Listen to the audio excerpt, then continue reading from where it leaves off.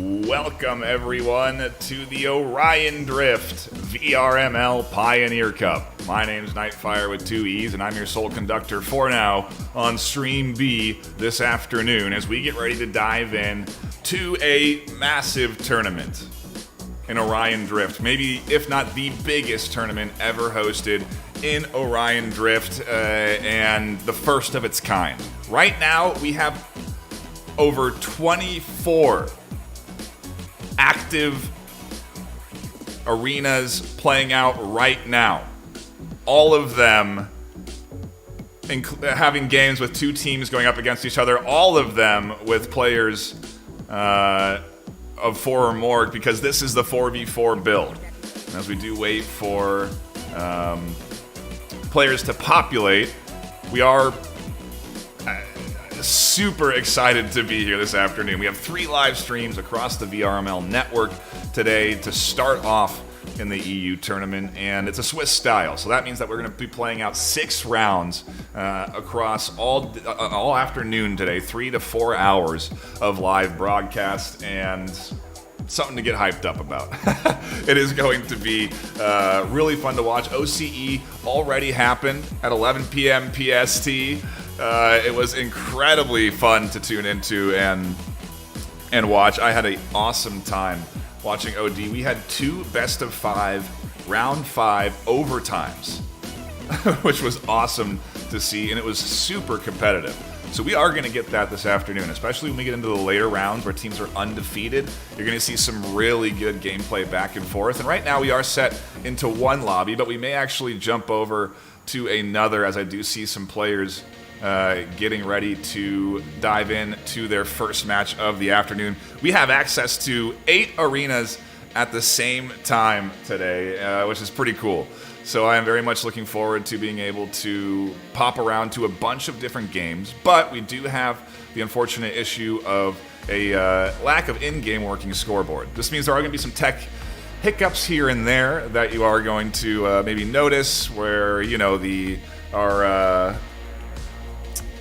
assets maybe look a little different than what's represented in game. The colors of the players and their actual color of the team itself will be maybe different than the side that they're on. And so little things that can get a little confusing because this is still an experimental test build. We are into an early access version of this game. And I'm just going to go ahead and tell the teams to wait for me, in case they didn't know. And we should be getting ready to dive in to the action here. Yeah, just wait for me to tell you to start. Just wait for this go ahead, and then you can start. No, wait until I move out of the ring, then you can start.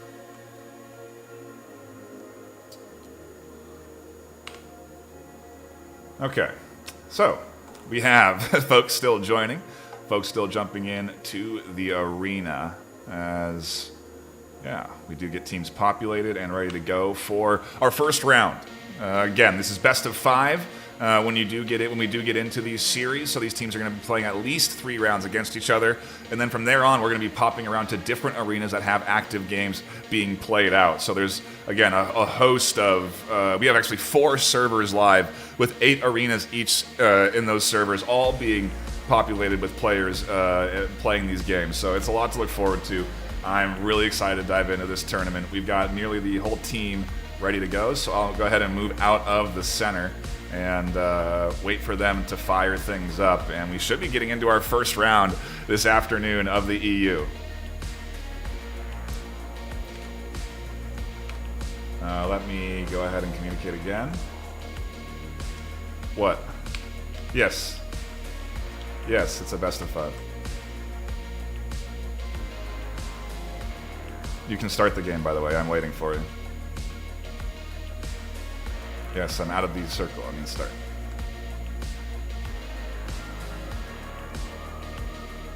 Yeah, good luck, guys. Okay.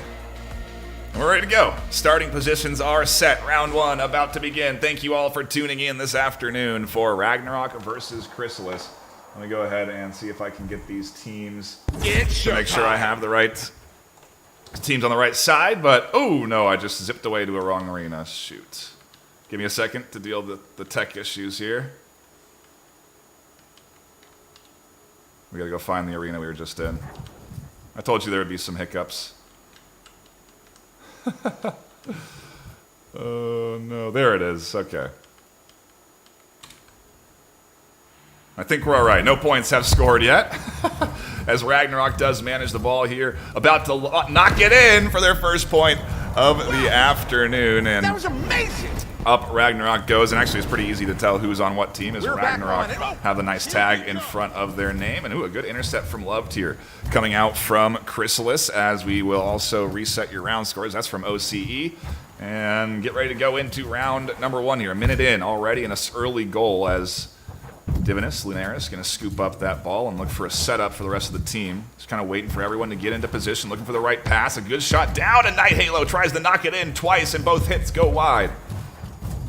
Still maintaining ball control, though, as Ragnarok vie for it down in the sewers. Bit of jostling back and forth, and finally clearing it back into their control point. But uh-oh, here comes Love with the ball in hand, passing it up to his teammate Divinus Lunaris up in the top with their boost, looking for the shot down to the bottom and getting disrupted by Ragnarok. A nice bit of interruption coming in here as Charlie swats it away, and Ragnarok go on to the attack again.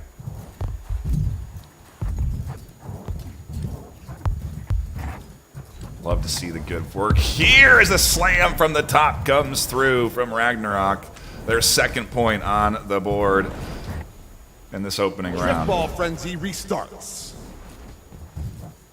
And like I said, it might be a little difficult to interpret, but actually not that difficult, all things considered, because you do have the pink team on the red side and the yellow team on the blue side.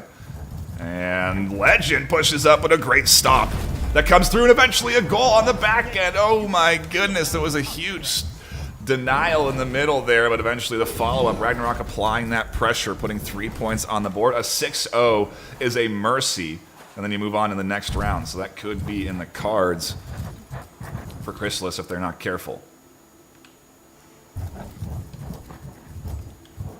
Uh-oh, Ragnarok managed with the intercept here. A nice bit of brawling going on here as Divinus does disrupt the push. A good pass over to Koran, and they go for the shot. Casey takes it again. Another good pass, and finally sinks it in. Fantastic pass work from Ragnarok here this afternoon. Up 4-0 in our opening round. And there's going to be a high level of skill and competition in this game. You're going to see some very good teams coming out of this Pioneer Cup on the EU region, just because OD impressed me so much. And already I'm seeing, just between these two teams, pretty dang good competition. You know, these are some pretty skilled maneuvers, carvers. Their passing work is pretty on point, especially coming in from Ragnarok. But Divinus Lunaris have had some great shots on goal, some good pass attempts, some good clears. They're coordinated in their efforts and waiting for the team to push forward. And as Love gets ball control, they are going to be able to get it all the way up. Interrupted by Ragnarok, though, and without any boost. Ooh, that's going to be a ball into the middle, right into the hands of Hunter, though, who does keep it with a great pass up to Divinus Lunaris. They're going to try and push this one up to the goal. Ragnarok on defense as Love swats it in from the high ground, and Divinus Lunaris can't quite follow it all the way through until they get up into the business of the front line. Back and forth we go for that first goal from this Chrysalis team as they're down 4-0 with 1:15 left on the clock.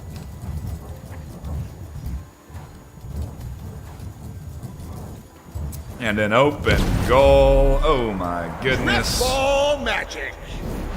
Charlie locking one in. And again, it is close to the mercy, 5-0, but not quite there. As a little bit of a missed opportunity to push up there. A nice save coming in. And an open goal. Uh-oh, they pushed out too quick, and a great pass. There's the mercy, 6-0. Or maybe it's a time limit thing, because I know that is 6 points. And I thought that was a mercy, but maybe I'm also maybe I'm not keeping track of points. We're live once more. And if I'm not, there's another point. Slam dunked in, and yeah, I think I had an off point. As the mercy does get brought in here by Ragnarok, we'll have a minute from the busy streets of Earth in between rounds. But Ragnarok take an opening round 1 win just before that final minute ended. pretty dang close at the end of the day, you know, but take a look at a couple of those replays. Some long shots coming in, some exposed goals, and I think one thing you're going to see with 4v4 in particular is that the really skilled teams actually sort of sit back and wait. They have that defense stacked up on the back line because they have this 4v4 advantage. You have the 3 players playing front line with pass work, playing that offensive triangle, and then your one defensive back line that almost never really pushes forward. I don't know that that's established within the Chrysalis squad right now, but either way, it is a fun opener to see, and really impressive to see Ragnarok playing as well as they are. It's definitely something that we're going to want to keep an eye on throughout this event, throughout this series. Again, 6 rounds are going to get played this afternoon, and we're ready for our second round of this Swiss tournament. Back into the action between Chrysalis and Ragnarok, with Ragnarok leading a round up. The game begins. Grant quickly takes control, but fumbles on their push up, and Divinus Lunaris trying to dribble their way up, getting pressure with a nice pass to the middle, but Haunter misses it just a little bit over their shoulder.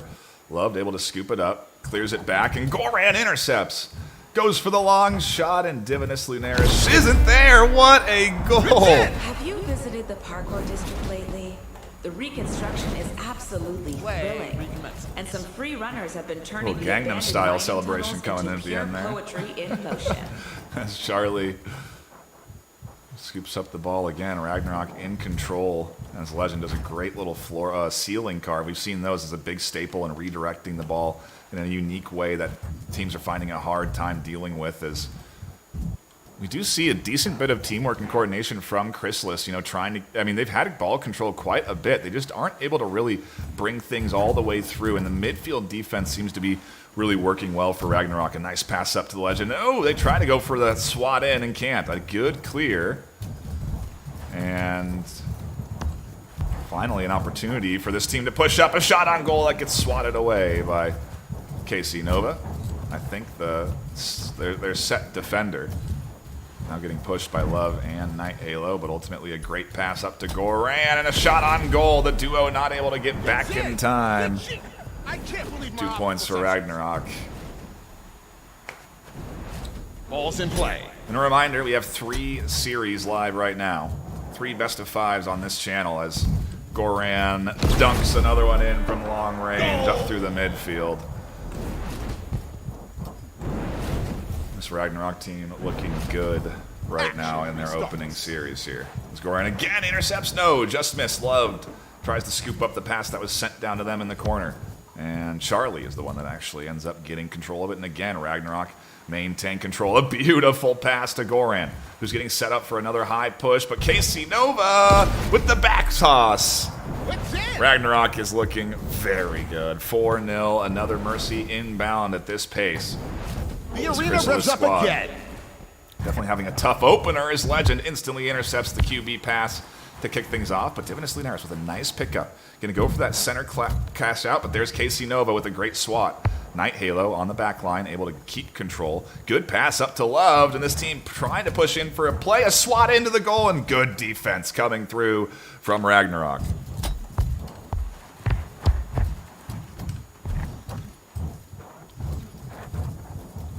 Ooh, a missed call out or a missed toss. Not sure what happened there, but Chrysalis trying to get control here. A nice swat there. That's going to get Love. Looking up for it. Goran not ready for Love to be here. Able to scoop it up, and Goran finally able to swat it away. Night Halo. And the Haunter going to drop back on defense, and they should be able to keep this out of the front of their goal until Goran scoops it up and goes for the shot. No, behind the back doesn't quite come in for them. Charlie in control of it now, and actually Night Halo, the one that finally gets it and clears it out for their team. Legends there in the midfield, though. Passes it up to KC Nova, and a nice bit of defense coming in from Night Halo.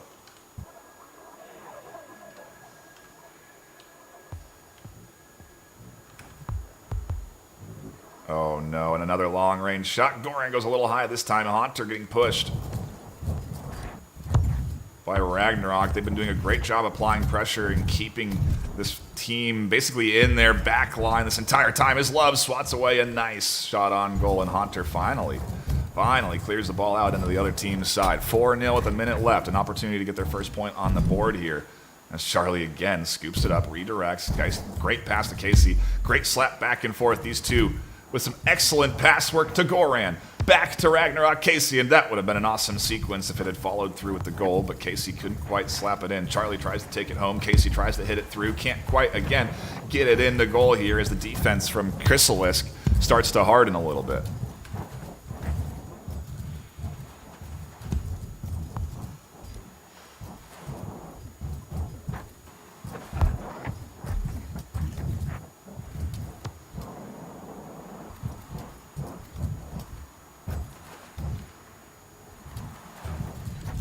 Pass work from Ragnarok, really on point. This legend passes it back up to Casey for the goal, and what a 1-2 pass. The alley-oop. Take a look at the replay in the bottom corner. Woo! Love to see it. We're going to have a lot of those this afternoon. As Divinus Lunaris. Whoa! Casey Nova with a great save. Or no, that wasn't Casey, excuse me. Who was that in the goal there?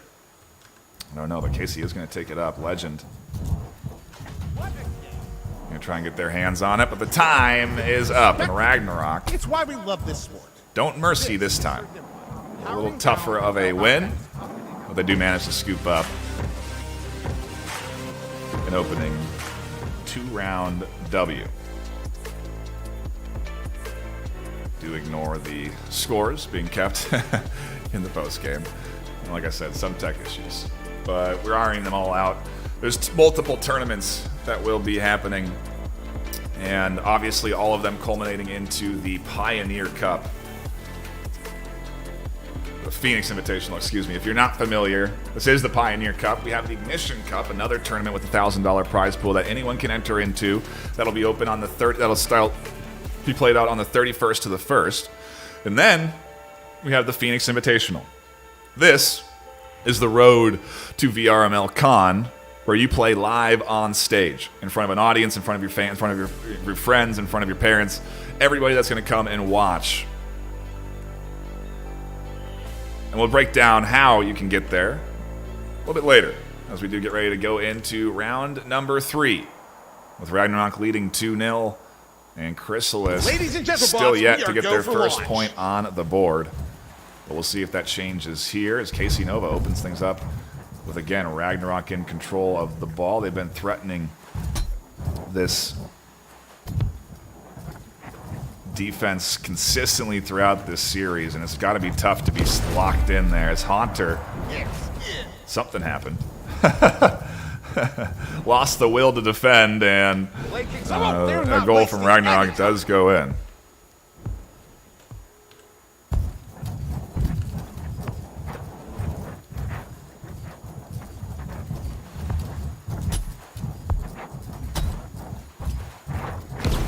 Ooh, and another point, this time from Casey Nova, getting sunk in. I'm just taking a quick look at chat.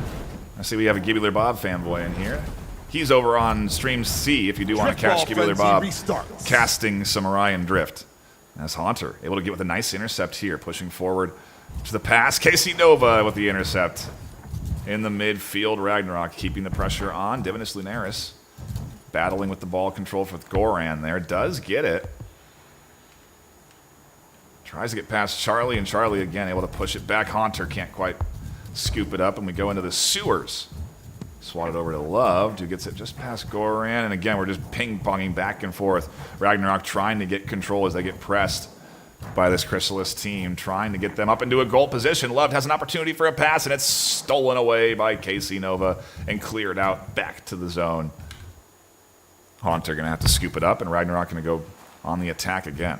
Nice bit of dribbling there. Good pass up to Divinus, but it is missed, and Legend's going to try and get there in time to keep it into Ragnarok's favor.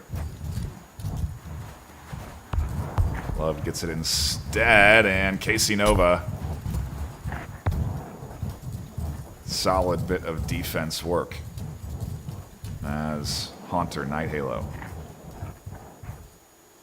Scooping up that ball. Love swatting it out, keeping it into the midfield. Ragnarok not having a whole lot of time on attack this round, and it feels like Chrysalis is warming up, understanding how this Ragnarok team plays.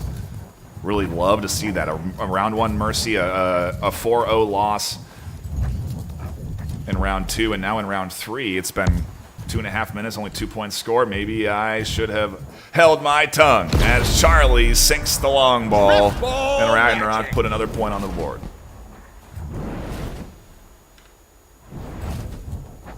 Balls in motion.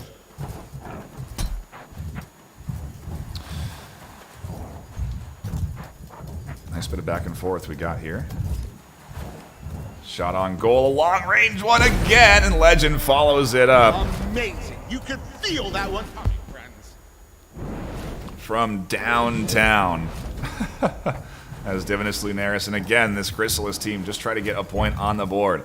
That's a good warm-up, to say the least, for the rest of this day, because even if you lose a round or two even, there's all sorts of opportunity to be one of, I think, 8 teams, or maybe 14, I think 8 teams, that advance on to tomorrow, where we play a whole nother tournament. And this is going to be the first point. No, Divinus Lunaris can't follow it through. So close. As Haunter and Night Halo scramble back, and with a minute 30, 4 points to be scored is not an easy task. Here comes the slam in from Goran, and a nice denial on the back line. Ragnarok, though, continuing to keep this pressure front and center as Charlie flies up to the high ground. Haunter swatting it away. Loved. Legend, Divinus Lunaris brawling up through the mid-heel, and Night Halo now trying to break away. This could be it. Their first point. No, the shot on goal goes a touch high. Chrysalis can't quite get that ball to go where they need it to as Ragnarok continue the pressure. 50 seconds left.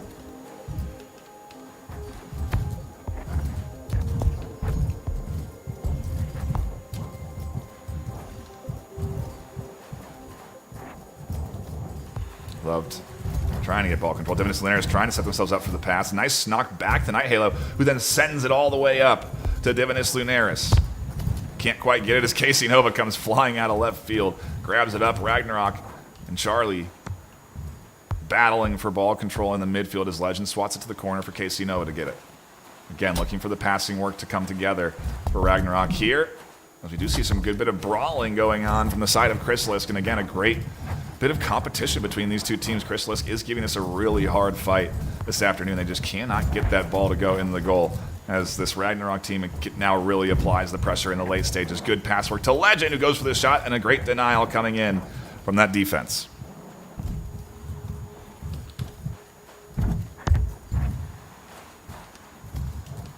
Ooh, it's a long shot. Going to bounce up over the top. Casey Nova is going to be there, and the time does tick away. And our first best of 5 is finished. Ragnarok have taken the W, and we have completed our first best of 5. I am going to do a little research, see if there's any games that are still live right now, and do my best to jump into those, but I do think our server might be finished with all of their matches this afternoon. So you can always jump over to Gibular Bob or any one of the other live broadcasts that are going on right now. Do please check those out. But we are going to go to about a 10-minute break, and when we come back, it'll be round 2 of this Swiss bracket. 6 to be played out, 6 best of 5s. A lot of action today on the VRML network. So don't go anywhere. You're not going to want to miss it.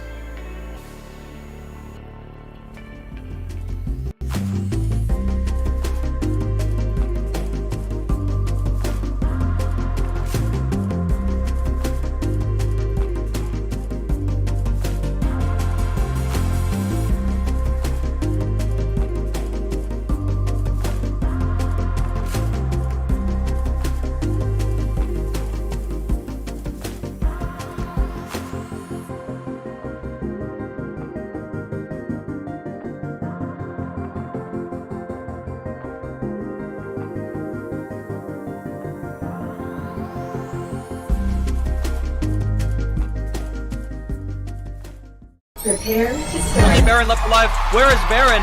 In the spawn. Can somebody reinforce? Spud in the bottom going absolutely crazy, getting the 2K. Match point.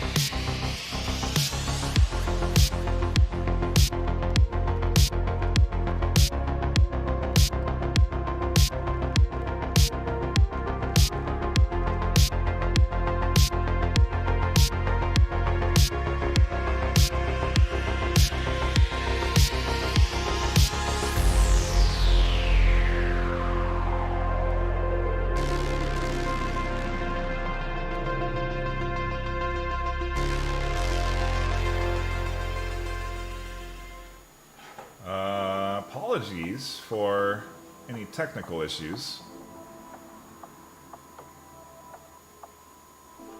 I do still see something going on. Ah, there we go. Okay, everything seems fine. Everything is coming in. And we are ready for our first round of this best of 5 series between, I believe, Shredders. Again, you do have to bear with us on the technical details.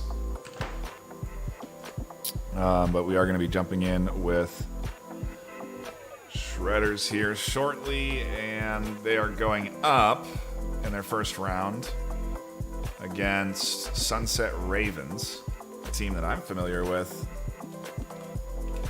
from, I think, some other VRML leagues. The first round is in progress. We are going to wait until that finishes, and then we will jump into round 2 once I know what the score line is and what that looks like. I think they're in their final minute. So I do appreciate your patience. I do appreciate all waiting around, sticking through with the tech issues. We apologize for the ups and downs, but we are getting ready for another round. It's still round 1, if you can believe it or not. We did have some other issues internally in the game with some players starting their lobbies late, some players starting their matches late, and we've got everyone now slowly getting into their games, and our moderation team scrambling to help sort it all out. It is a tremendous effort because there are 24 matches being played live at the same time today. It is insane that we have so many people jumping in on the EU side. I think it's maybe one of the larger EU tournaments we've had, and it's the first one that we're hosting for Orion Drift. So it's really cool to see the Orion Drift community come out in storm like they are. And I'm very eager to get into our remaining rounds here this afternoon. A couple of, tech hiccups to iron out at the start, and like we have been mentioning, this is the 4v4 early access build. So, there are going to be sometimes issues with players showing up as different colors than the side that they're on, and names being different colors than the players' colors are. It gets a little confusing. The scoreboard doesn't work, so it's a manual scoreboard that we have to operate. So hence the patience on my end and waiting for this round to finish, because once it finishes, then we will have the score recorded, and I can know what round 1 was, who won, and then we can wait a minute to start round 2. So we are just going to be a round or 2 late in this best of 5. And a reminder that there are multiple streams live. So if I go down again or anything like that, you can always pop over to another one of these streams with Gibular Bob or Finto. And it does look like we might have a few folks join. Bob might be joining me here in the near future, as Finto will probably jump over to stream 1, join Palador, because I believe Sir Dimwat has to go back to starting all of these rounds. You hear his voice every time a round starts, and so that's a lot of work to be doing all of the 24 game round start times. It's round start announcements. It's a lot. So we do appreciate his effort. We do appreciate him coming in to cast, as I think that is the game winning goal for round 1 between this team. Let me go ahead and see if I can get the scores reported that have been submitted here.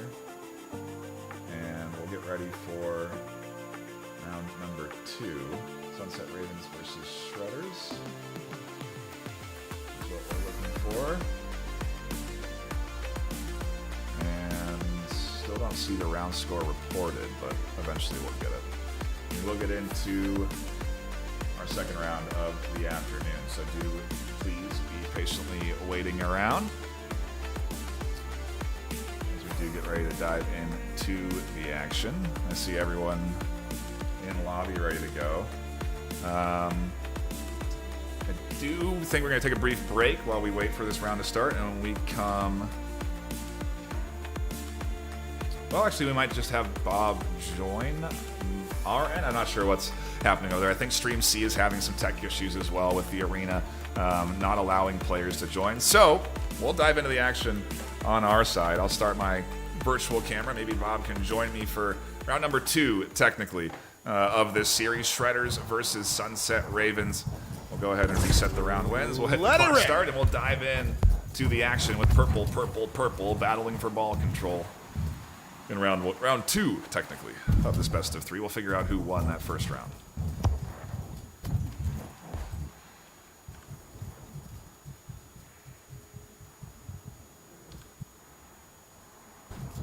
Nice pass up over through the middle there. Hort 98. Walking it in. As it does look like Shredders took that first round win, and Wow, what a goal! Sunset Ravens get the first point scored. Drift ball frenzy Actually, let me double restarts. check those rosters, because that could be Shredder. Ooh, another goal locked in. What a play! For blue team. Play. And yeah, that is actually Shredders. So we'll swap teams. Shredders are up around and up 2-0, now 3-0. Wow! Shredders are stepping it up in these late rounds, making no time wasted. The squad trying to get ready to launch out. Mix on the front line. They need the They're not defense to wasting any draw time. them up through the midfield. As Adam cannot get ball control, this duo absolutely disrupting them. Kelrog sitting on the back line. A great pass up to the center and a nice bit of disrupt from Hot Chili. Finally, a little bit of defensive work coming in to deny this squad from pushing up and having control. Hort with a little bit of juggling, going to pass it up over to ML Mix, who tries to go for the shot on goal and gets interrupted by Adam with a nice clear out just over the top of purple. Goofy Goose going to be able to scoop it up. And ooh, Hot Chili with the shot on goal, the long range slap in. It's going to be a point for Sunset Ravens.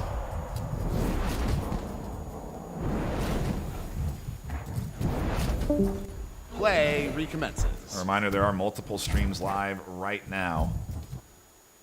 We do also have another one on Wow, what a goal! Sir Dimwee and Palador casting matches, and of course, myself solo, Bob and Finto over on stream 3. Drift ball frenzy restarts. And again, tech difficulties are something that is going to happen in this 4v4 version.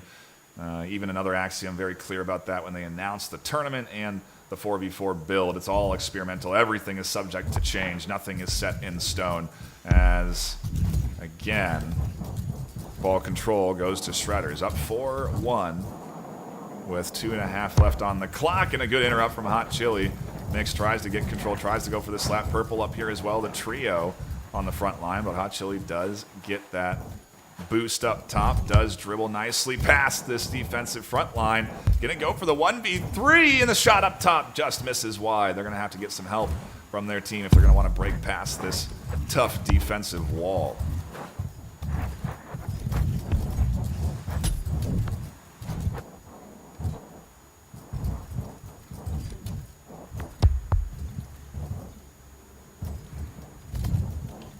I actually think they're down a player. I think it's a 3v4 now that I look at it. No, it's not 4v4. Jedi's just in the back line as they scoop it up. Try to go for that shot on goal and get swatted away. Hort, excuse me, gonna scoop it up, go for the dribble up through the center, gonna go for the 1v1 against Kelrog and gets the goal locked in. 5-1 for Shredders. With a minute left on the clock, gonna be pretty tough. The arena revs up again. Ravens. Offense to get control, especially when you literally pass it to Mix, who takes that 6-1 lead. Oh, magic. A little bit of a fumble on the QB rollout there. Balls in motion. And this frontline defense is making it really hard for this 4-man squad to move out. Jedi, Milo, Adam trying to get control over the ball. Hort again scooping it up as Hot Chili 9. And this trio battle for control. Kelrog the only one on goal, and what a beautiful pass that comes in from Shredders. Up 7-1 now. Thank you for being a part of this incredible. And I do think that's actually the mercy. A 6-point lead locks in a round win for you. But never my passion And for this beautiful game. Whoops. I think I clicked the wrong scene, but it's okay. It all worked out. We have a win for Shredders. Another round on the board. They need one more to take this best of 5 W. And then maybe more games get played. Maybe we'll move on to a second round of this Swiss bracket. Either way, it is going to take some time, so we do appreciate all of your patience. And, you know, once the first round goes, the second and third and fourth will be smoother. It's all just a few little technical bumps along the road. So, again, we appreciate your patience. And, yeah, only a minute between rounds. So round 3 should be starting up here pretty shortly. Take a little sip of my coffee because it is early morning for me. I've already had a best of 5 finished in our first round. And now, we may finish a second best of 5. Round 3 about to kick off with Sir Dimwat leading us into a Shredder's 2-0 advantage in this best of 5. We have liftoff.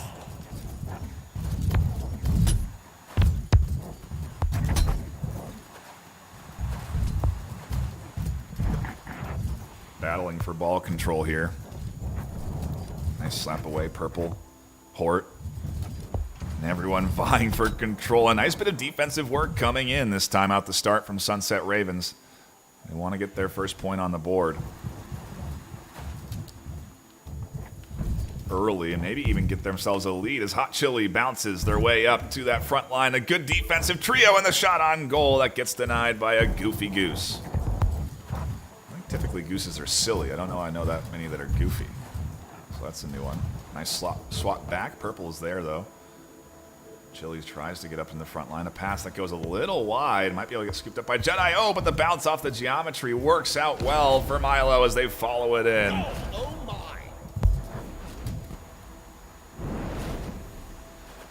We're live once more. Good bit of dribble work here. Jedi tossing it up to the top of the ceiling, trying to get the pass up to Hot Chili. Jedi drops back to the back line. Hot Chili up on the front line, looking for that cross to the center, but gets disrupted, misses the punch. And Hort, for now, is going to pass it up to their team, and Hot Chili is going to drop back to the defense. Nice backline interrupt from Adam there. Almost a shot on goal from Mix, but Hot Chili again with some good dribble work here. Tries to get past Hort, who flies out from the sewer angle. There's Jedi Milo as well, and the ball getting scooped up by Adam. Trying to battle out what isn't a very aggressive front line here. Hort, again, doing some dribble work themselves, getting it caught out by, again, that backline interrupt. Hot Chili, good pass work. Jedi scooping it up, looking for that opportunity through the middle, looking for the cross, looking for that play. There's the pass up to Adam. Hot Chili on the backline. Neither of them push up, and oof, a missed opportunity. Hot Chili has to scramble back to defend and battle for ball control in the corner. And Purple puts it in for Shredders. I think that's their second goal this afternoon, or maybe even third. I forgot I have to keep track manual on our side, but there's a lot going on in the game of Orion Drift. A lot of action, a lot of back and forth. Well, nice little tackle there up through the midfield. Another good tackle by Adam as Hort is able to scoop it up. Tosses it up to the midfield cross. Mix has it themselves. Dribbling it off that floor, off the corner wall, and just past the defense here. Trying to juke past 2 defenders, but Hot Chili able to interrupt here. Gets that scoop up, gets the dribble. Trying to go for an opportunity on goal. Everyone's back on defense, though, and after they try to get past Purple, it's a little bit chaotic. They quickly drop back, and Adam's still up on the front line looking for an opportunity, but again, the defense stacked heavy and looking good. Keeping a wall of bots in front of that goal, making it super hard to get through. The breakaways are really what they need. As Hot Chili might have one here, but they lose ball control on just behind them. A long lob over to Hort 98, and nice denied by Kellogg. Purple scoops it up, and Kellogg with another denial. Put that one on the replay list.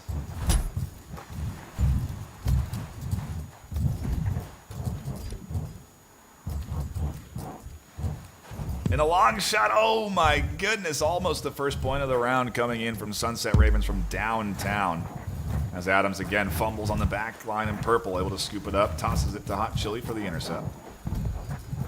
Forgot that Hot Chili wasn't on his team, and purple again, looking for ball control, does get it, passes it over to Hort, who keeps this thing moving forward up to Kelrog. Again, the gold defender, going to go for that back slap, and Kelrog fends it off again. Another one for the replay books.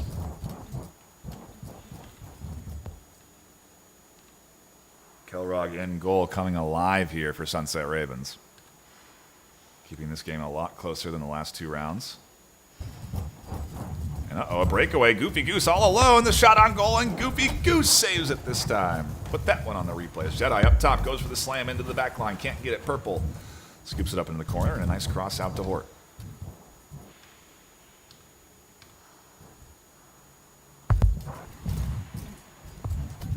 Midfield brawl And for what ball a control game here, for and the time Ages, one that will be replayed ends in our highlight round reel. with Shredders taking To all our round number 3 in this best of 5. That should be it for this series. I think we have another one live.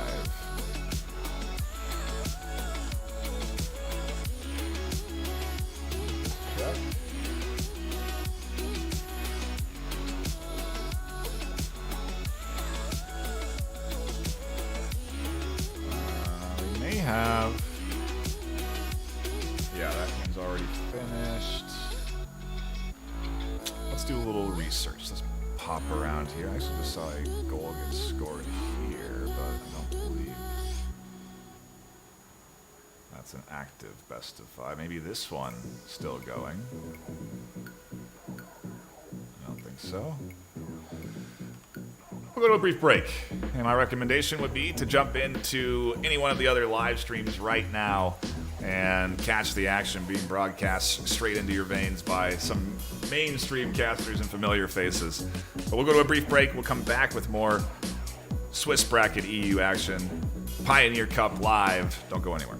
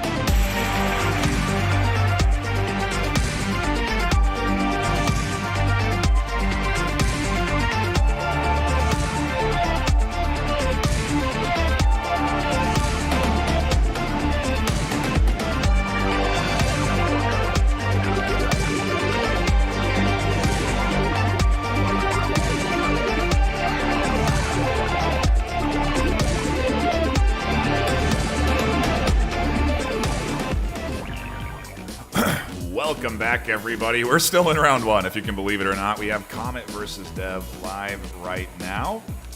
Go ahead and look at the reported score because round one has already completed.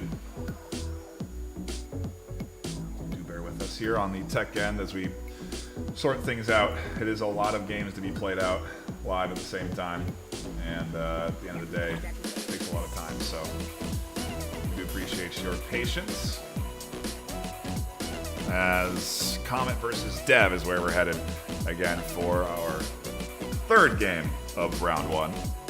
I think there are some other teams that are playing now as well, with Smokers and Atomic in their third round. I think one more series is supposed to go live as well in this arena, and then there are others live. Again, multiple streams going live at the same time. We're ready for round two. As I'll get the details on the past scoreline, it looks like it was a 6-0. Like a supernova, the game Coming in explodes from into Comet, action. we're up into a 4v3 right now. Actually, are Comet the 3v4? I think Comet's the 3v4. Let me double check this.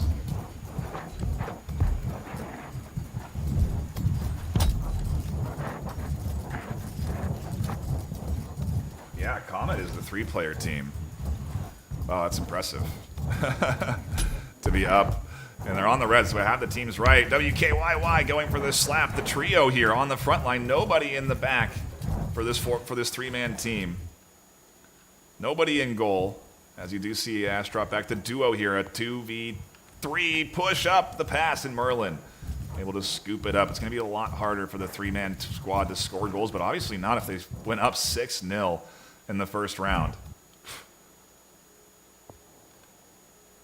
Bit of dribble work coming in here, this time from the Dev squad. Trying to get their point on the board. Merlin with a nice pass up off the top wall there, but it gets interrupted quickly. And back to the corner, the duo. Pushing up onto Merlin. Daps. Ask Mushy with a shot towards goal and slapped away by Silly Fox Dev, just barely. Silly Fox staying tucked into defense. WKYY pushing up for the goal, and the Silly Fox diving out again, interrupting. Two great saves that put Wolfsync now in a chance for the breakaway. The shot on goal, and Dev have their first point up against Comet. I can't believe my optical sensors. Ball's in play. I am really impressed that this trio managed to score 6 points in that first round, and I gotta wonder what happened here. Maybe Dev just decided to lock it in, realizing their advantage. I don't know, but either way, Comet trying to battle through this front line. The two of them looking for pass work, trying to call in for support from their third. Clearing out the goal, the shot in from Daps, and there it is. Goal! Comet with a point on the board, and we're tied 1 apiece. Oop, I forgot to start the round timer. Play Apologize, we'll do a rough estimate on where that is.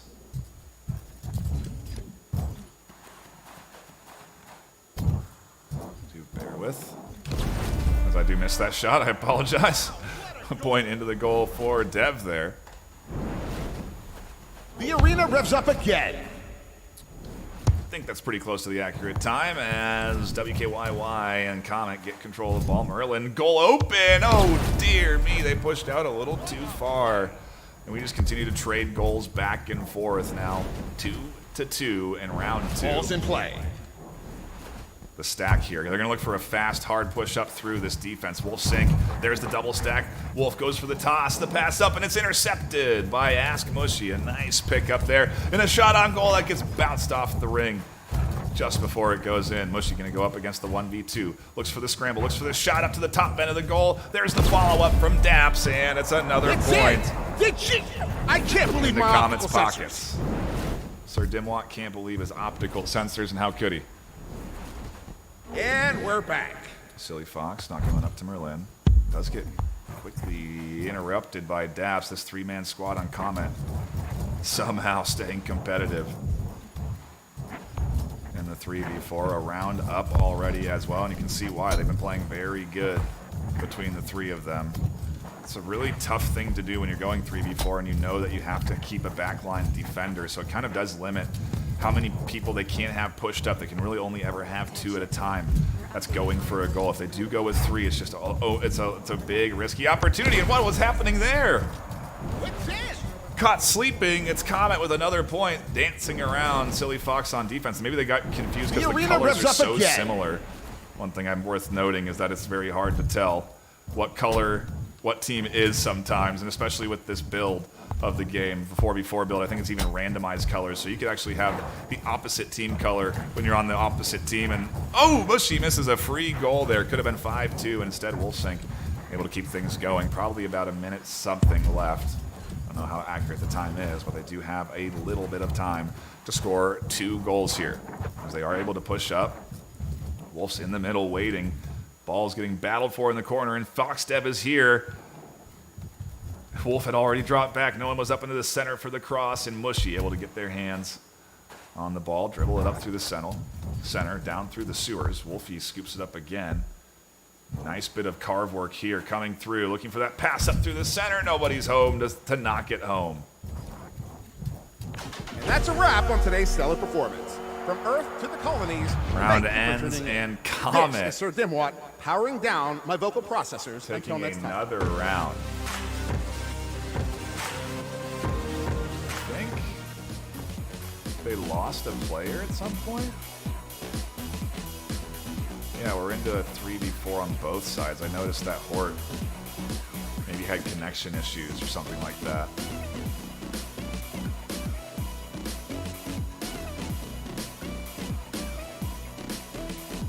They are flying away, so we'll see what happens. Oh no, Hort's not in this lobby. We just watched Hort. So I guess we are into a 3v3. Something happened to one of the players on Shredder's, or on Dev's side. I'm just seeing some replays from some past matches there. Because Dev were 4. Maybe they just went for the competitive integrity 3v3. I don't know.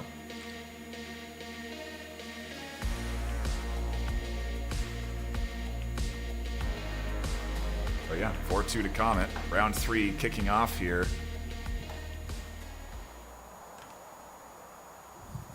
Thank you all for tuning in today. We do appreciate your support for the VRML network. Hit that subscribe button if you haven't already. There's going to be a lot more of this weekend. The Ignition Company 31st and a very early point for Dev. I can't believe my optical sensors. Play kicks. Oh, they're not wasting any time. And a nice interrupt here from Merlin, getting up into that front line, down into the sewers again, looking for ball control. Mushy trying to take it back. BKYY's there on the back line. Merlin brawling again up through that midfield, trying to knock back Y. And there's a good cross up. Foxdev can't get control there, so it's open goal and ball being managed around in the corner here. WKY trying to clear it up to the middle, but Merlin makes that a challenging effort there. The 3v3 here. Everyone's stacked up on Comet's side, trying to get that point, trying to set up. Foxdev is here in that goal, and they'll knock it away for a nice clear. Right into the hands of Mushy, who keeps things on the offense for for Comet. And there's another denial from Silly Foxdev, a beautiful slap away. Good cross, good shot, and there's finally a goal for Comet. Took them a few attempts, but they've managed to break through that The wall. arena revs up again. And uh-oh, I don't think that was supposed to happen. A missed play. Unbelievable! They've Missed done ball it! control. They were going for the stack, and Mushy was there in the middle, ready to grab it. Every Balls little in motion. mistake here. And again, pass to Mushy. I'm not sure what's happening up in that midfield. As Mushy really predicts the crawl up through that center sewer bottom line and prevents this team from even getting out of their own zone. Comet are piling on here, and they're looking for that nail in the coffin, which this could be it. And that's it. 2-point Oh my lead now. circuits, what a goal. Don't want to let it get to 6, otherwise it's a mercy, and that series is done.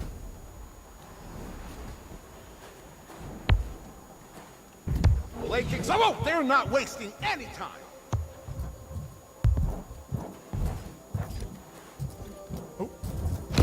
Another open goal. Silver Foxdev, the only one there. Goal. Keeping things in control on the back line. The duo trying to get up, and they're just having, a hard time getting past the front line. With Mushy here, and oh my goodness, they just keep intercepting out the rollout. Comet piling on It's the rollout that's the hard time. We've seen this happen in Echo Arena too, and other games a lot like this, where sometimes you just get completely denied out the gate. Sometimes you do manage to get through. Sometimes you manage to put a couple of passes together that are nice. Sometimes you manage to work through an entire defense and put a point on the board for your team.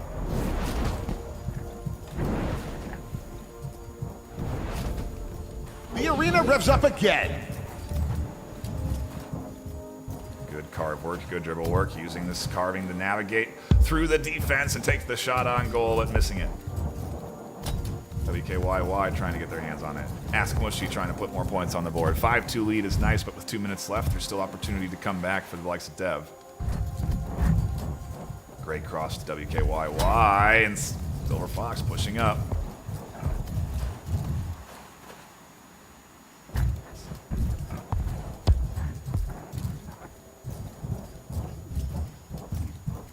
Great dribble work here from Daps as they go for the shot, and what a shot it is. Get that one my on the circuits, replays. what a goal. On Comet's scoreboard. They're not wasting any time. Silly Fox looking for the cross, looking for the pass from their teammate as Merlin just jukes through That's a goal. the full front line. On the board for Dev.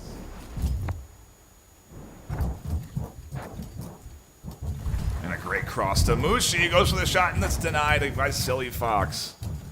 Fantastic save as Daps drops back. And we reset with a little boost grabbing. Getting that full boost in the back corner, carving on the ceiling on the underside of some of this. And great dribble work here. A great cross to WKY, and what a beautiful play. 4-point lead. The arena revs up Impossible to again. come back from. Well, actually, now with 30 seconds left, it might be mathematically impossible.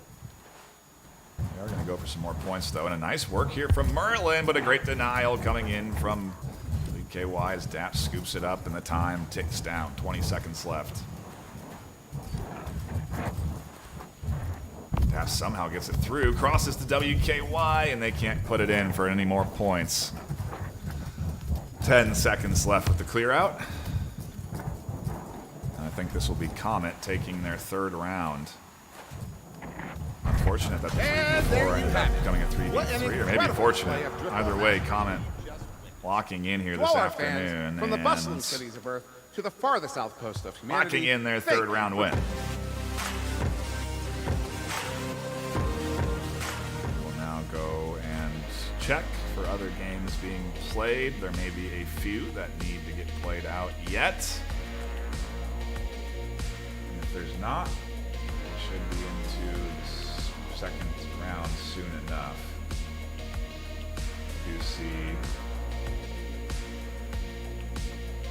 we're waiting for some players to get going to their games, it seems like, but I'm just not sure if that is the case. Oh, we might actually have another round live right now, so we have to wait for that to finish.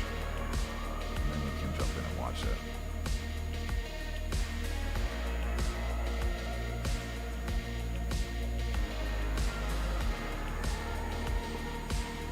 Let me see which series this is.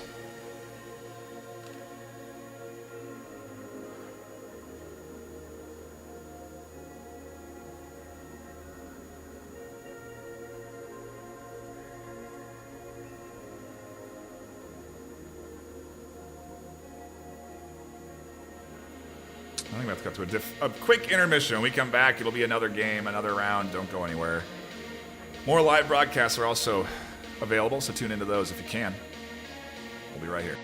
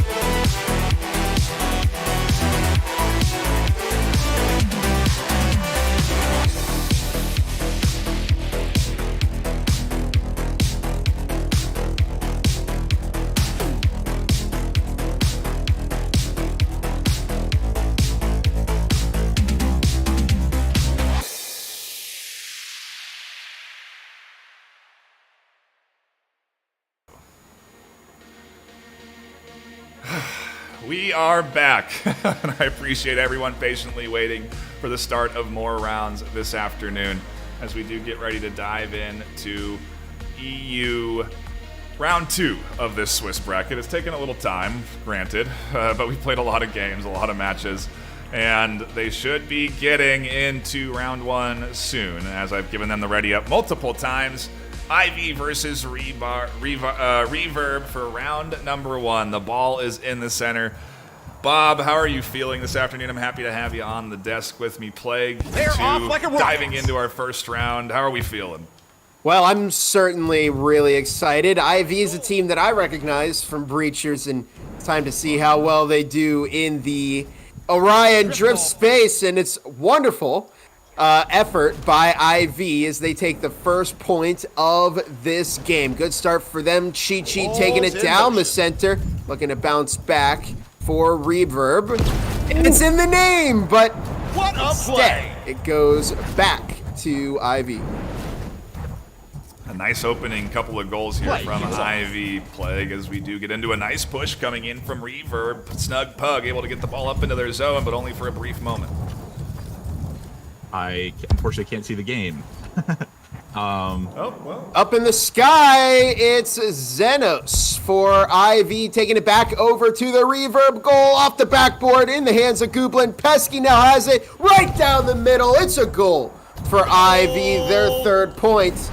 And a nice opening for this EU team. They're looking to storm through this entire Swiss tournament. Xenos bouncing it off the goal again, looks to collect and get it back into the hands of IV, but Reverb not letting them have the opportunity. I think both of these teams have won so far this afternoon as Xenos does get ball control into the corner.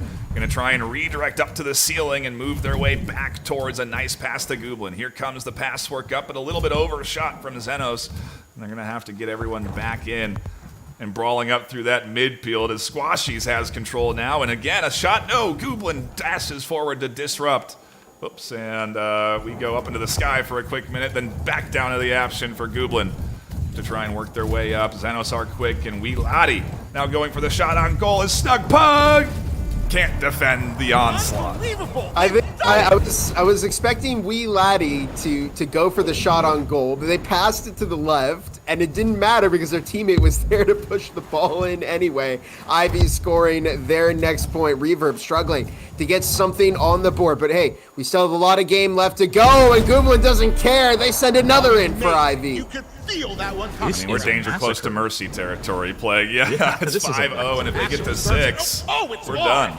Xenos trying to push it up the field to their team. They want to just cinch out this match as Squashies does push it up. We've seen some fantastic interceptions. They push it up, nearly get the shot off, but they don't get it pulled in. IVI passing it up the wall. Snug Pug pushing up with their team on Reverb, trying to put a score on the board. Getting it in hand. Snug Pug gets it stolen by Goblin from IVI. Pushing it up towards a mostly open goal. Defenders come up, gets pushed out, and that is the first round. What a moment to all our viewers on Earth and beyond. Pretty Thank you quick for being a part of W coming in from IV there as a 6-0 mercy in round 1 comes through. At this pace, boys, we're going to jump around to some other games once this one finishes, because we could be in for a quick 3-0 here in this best-of-5 series. For those just tuning in, multiple games getting played across multiple streams, as we do have, again, a live broadcast with Palador and, I believe, Finto, Wonder T-Man, all joining together to cast matches over on the same channel, VRML Network. But we have 24 games going live at the same time. And, I mean, Bob, this is, I think, far bigger than any postseason that we would normally hold for EU. I think, at least for NA, we've got over 100 teams planned to play, and we got a ton for EU, for Oceania as well. It's been incredible to see so many players get into one space and, you know, get together to play some amazing VRML Orion Drift action. And I think without further ado, we're ready to get started with round number 2. IV looking to cement their lead. Remember, they need to win 3 games against Hold on your Reverb hurt to balls, take friends. the It's entire series against them. Trying to push it up the field. Gublin gets it in hand for IVI, going for the shot attempt, and already What only a play! 10 seconds down on the clock, and IVI gets their first score on the board. Play resumed. Pretty early lock in there. And against these interrupts, the midfield brawls, they're really just not even allowing Reverb to get set up on the offense. They can't get a good passing sequence going because they never have real ball control. Xenos and Pesky doing a great job of dribbling up through the midfield and dodging past the center defense. Laddie disrupts the on-site goalie, and it's another point into the hands of IV. This team's looking very good, and we're going to have to keep an eye on them. I imagine we'll be tuning in to their games in a little bit as we do get deeper into this Swiss bracket. This is only round 2. Hopefully things will go smoother in the bracket as well, so we can have faster games, and a great denial from Snug there behind the goal. Good blocking going on from Reverb, but it's just not enough as IV score another point in here. Yeah, absolutely dominant offense. Not really giving Reverb any chance to breathe, not alleviating any of the pressure that they're feeling. Ball goes back down to mid-court, but I think it was a bit of a misplay as Xenos collects it for IV. Only one goalie, and it looks like they're putting 2 people in the goal for Reverb, but it doesn't even matter. The positioning from IV is just so solid that they're able to get that score in. Yeah, and the teamwork here, the aggressive coordination. Xenos knocks one up to the corner and follows it through. So hard to defend what is a rapid barrage of points. You just don't have time to get set up, and now maybe Snug gonna let their team try and get into position before they do try and pass forward here, as that pass does get denied. Great punching, great timing. This is such an aggressive midfield defense that's coming in from IV that is honestly, I think, winning them this series right now, as finally the ball goes into the zone of IV for the first time all around. It's funny, Bob, looking at IV and Breachers, we see them do about the same play style, just really blitzing the other team, trying to push straight through their defense by getting as many players over as possible. Going for the goal. That is the second round in the hands of IV already. And we've seen these similar play styles coming out, whether they're playing Breachers or anything else. They go just straight for getting overwhelming the defenders, pushing them out of the way, and just going straight for their end goal. And it's really working out for them now, up 2 rounds, 6-0, 6-0. I mean, Nightfire, it felt like it took even less time than round 1 for that. IV already just in and scoring and getting ready, even now, for that third and final round. I think they might be going for a little practice at the moment, but it was just an incredibly dominant performance. You're looking, Xenos especially, applying a lot of pressure on the goal. IV doesn't give Reverb any room to breathe, and even when Reverb is putting 2, 3, sometimes even 4 people closer in the goal, it's just not enough, and IV are getting a shot off and just completely undermining all of the effort of Reverb. Love to see the replays here as we do get ready to dive in to our next round. What could be the final round of this best of 3, and frankly, I think IV, if they have anything to say about it, are going to lock in a third round win here, and we'll move on to one of the other series that's live in this arena, because again, we have 24 games being played at the same time right now, everyone battling up against each other for a chance to be crowned that #1 EU squad tomorrow when we get into our second half of this tournament. It's crazy to think this is only the first half. This is going to be a long weekend, and I'm very much looking forward to it. As look at this aggressive defense. Xenos just gets control and slaps it in. No, off the corner, the high bar. Xenos passing it up as we see Gublin trying to get the ball off. Xenos not having too many passes, just pass it back to his teammate up on Nest. Ball goes forward to Gublin, barely goes over the top of the goal. Somewhat confused looking as he looks around. Xenos pushes it up with his teammate, hoping to get the pass across towards Nest, towards the goal. It's up on top. We might see it behind the back from Gublin, push it up to his team, and that's Pesky scoring IVI their first goal of this round. Well, they've certainly found a great way to start if you're IV. Very reminiscent of the other rounds. They get the early momentum. Chi-Chi gets it close to the IV goal, but teammates weren't there to secure the actual score itself. The ball staying back in center court. Gublin collects it, looks to pass it probably to Xenos. No, it doesn't. Instead, Chi-Chi collects And Reverb try to get it back in control. Try to bring it back to the other side of the arena. But Pesky's there. There it is! So Reverb get their first score of this series. And it took us a while to get here, but hey, this could be the start of something beautiful. Now trying to push it up. Pesky passing to the left over towards Nest. Now back onto the top. We see IVI, their coordination coming out. They know that their teammates are there to collect the ball. But in this case, Wee Laddie loses it, regrabs off the enemy, pushing it back towards their team, hoping to get the clear off. They don't want to let the ball be on their side at all. They've dominantly kept it on Reverb's side so far, but Reverb seems to be adapting quite well to IVI's playstyle. Already, we're 2 minutes in, 3 minutes left on the clock, and it looks like Reverb's scoring their second their second goal of the round. They really seem to have locked in on this IVI offense. The arena revs up again.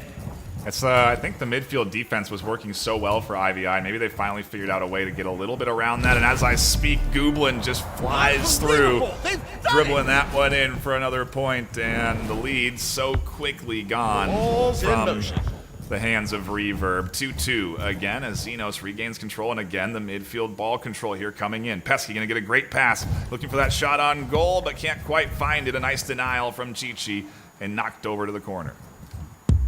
Could still go the way of Reverb, but time is running out for them to get ahead of IV, and Pesky's gonna make it difficult. Back to Gooblin, back to Wee Laddie! Look at the alley-oop there from IV. They came prepared, and they are not gonna let Reverb get any game or round over them. Back to Gooblin already, who's striking it right towards the goal. Nobody was there. Squashy's arrives just a little bit too late.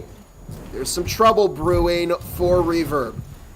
I think this is a difference. Blinking you to miss those 2 points, Blake. Difference in play style somewhat for IVI and Reverb. The reason Reverb scored a lot of their goals is because of long shots, because IVI doesn't really keep a goalie. They try to just full on pressure the opponent with all 4 of their players, which can work out as you see Xenos going straight for the shot, getting blocked by Squashies. But if IVI gets away from their goal too far, Reverb will just get another score off. Now Reverb I don't even down know how that one went in. points. That is a rough spot to be in with a minute left on the clock. They don't have a lot of time. Ball It's going to take a miracle for them to pass it up to their team, especially as IVI, Xenos reclaims it, goes for the long shot, it bounces off the hill, but gets insured by their teammate. That is 6-2 for IVI over Reverb.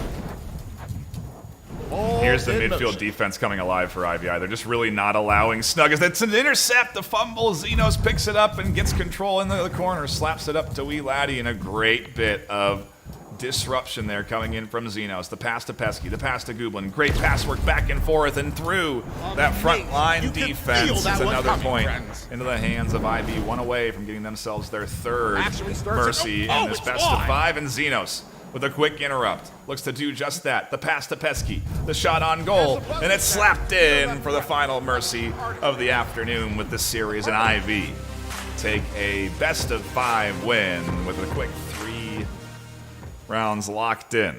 Bob, Plague, I mean, it's good to see the IV brand persisting across multiple games and ultimately being pretty dang competitive here this afternoon. I mean, really, Plague was pointing it out, Breachers or Veil, any of their other VRML games that they play, IV excels in dominating and being at the top of the leaderboard, very much like Acer.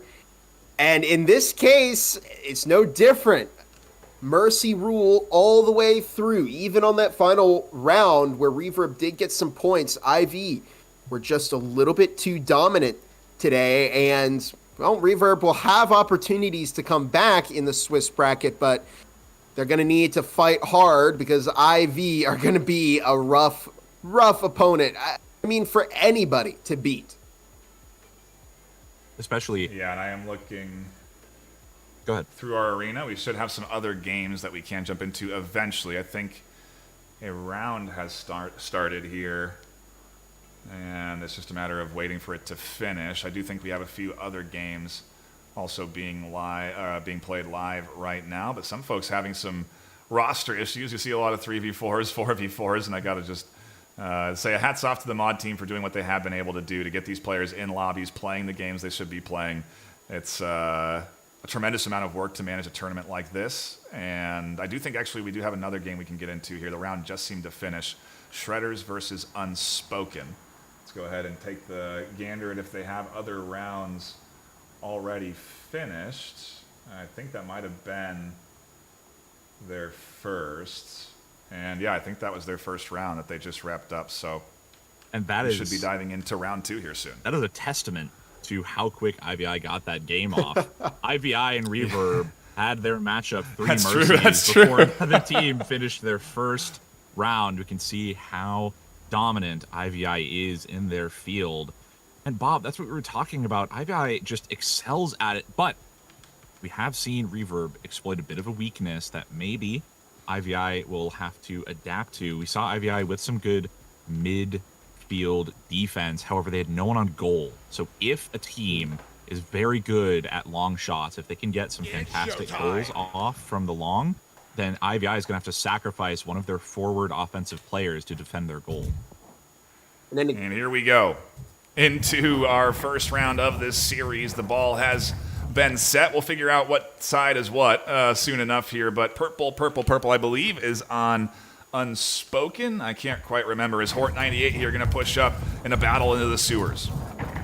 And there it is, in control by Hort, taking it up to the sky, but Toast will instead manage it. However, quite the scuffle between these two teams as the ball getting exchanged, not really leaving mid-court at all. Matt Skonig picks it up to the halo.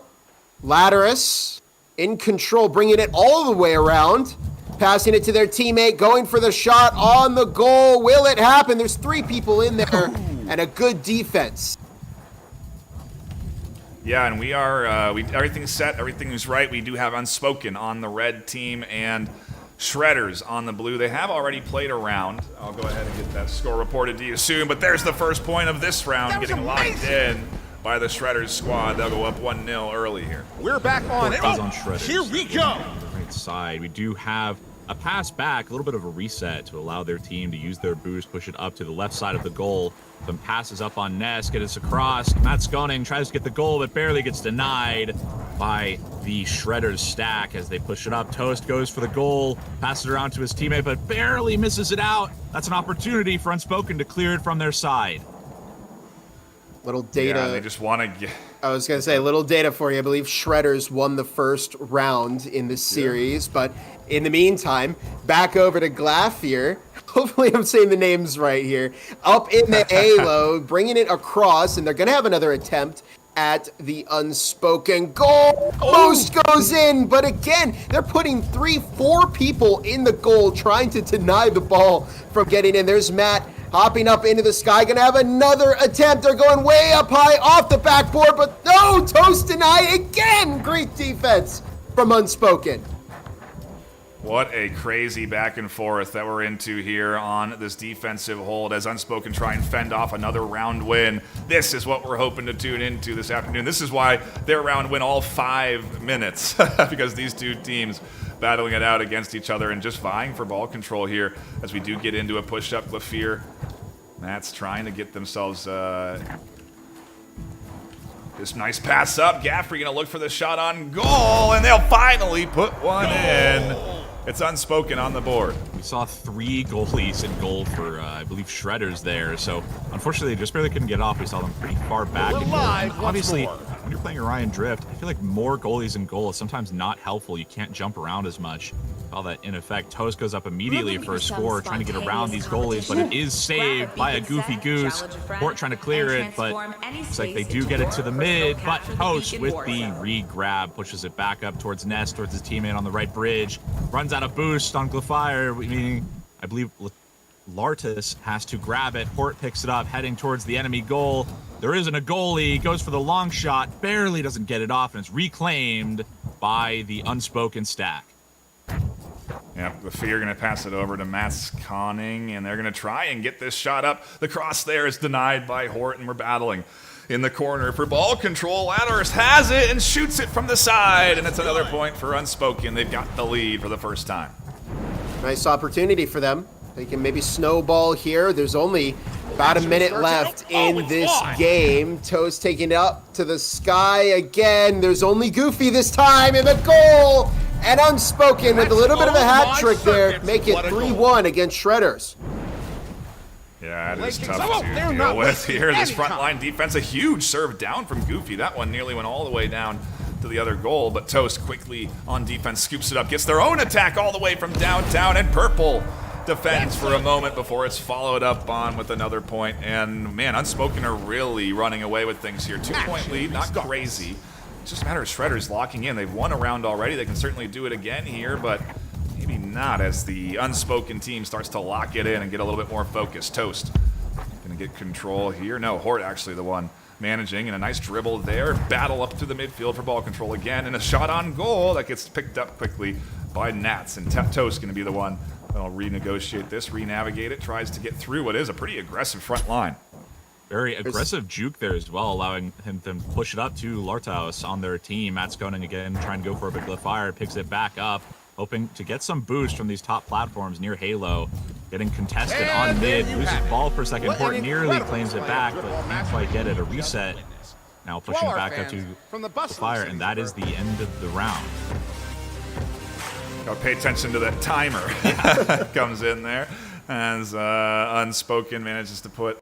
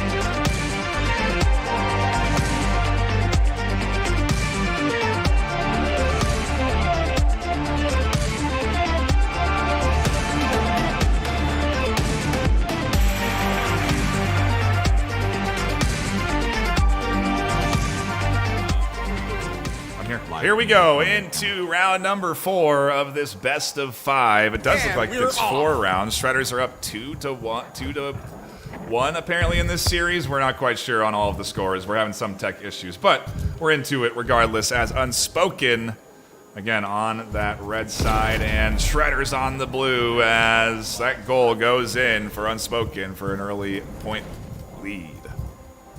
Unspoken looking to make an impact here, bring it back against Shredders. Toast taking it over to the goal, looks for the shot. Nice pass under the arm to give a point to Unspoken. Shredders looking to bring it. So far, we're seeing a lot of great offense coming out from, Unspoken.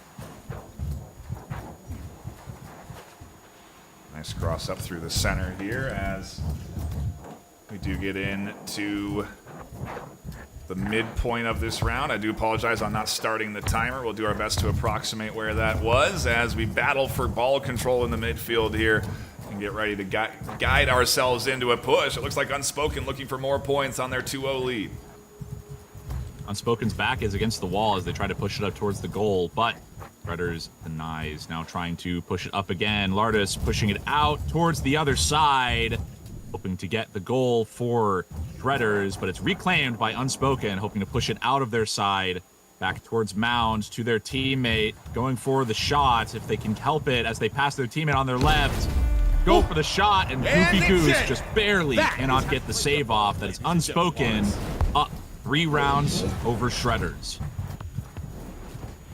Looked like a 1v4 to me there, Bob, on that push up to get that goal. Not exactly what you want to have happen when your defense is stacked up and ready to fend off a point from being secured. But here we go. Latterus, again, dribbling forward, looking for another point, looking for the 4-0. I mean, at this point, Unspoken are 2 away from a mercy. I'm not sure what's happening to Shredders in these later rounds. It's a good comeback streak from Unspoken, right? They've just been, especially, I got to point out, Toast has really been stepping forward for this Unspoken team. And again, they're going for the shot on goal. Their teammate, Glafir, does secure the rebound. They're going to have another attempt at the goal, but still 3 more Shredders players bouncing it back towards center court. Toast bumps it. Hort recollects, though. Midfield, there's a tackle coming in from Glafir. Toast gets it, and Unspoken taking it back over to the other side.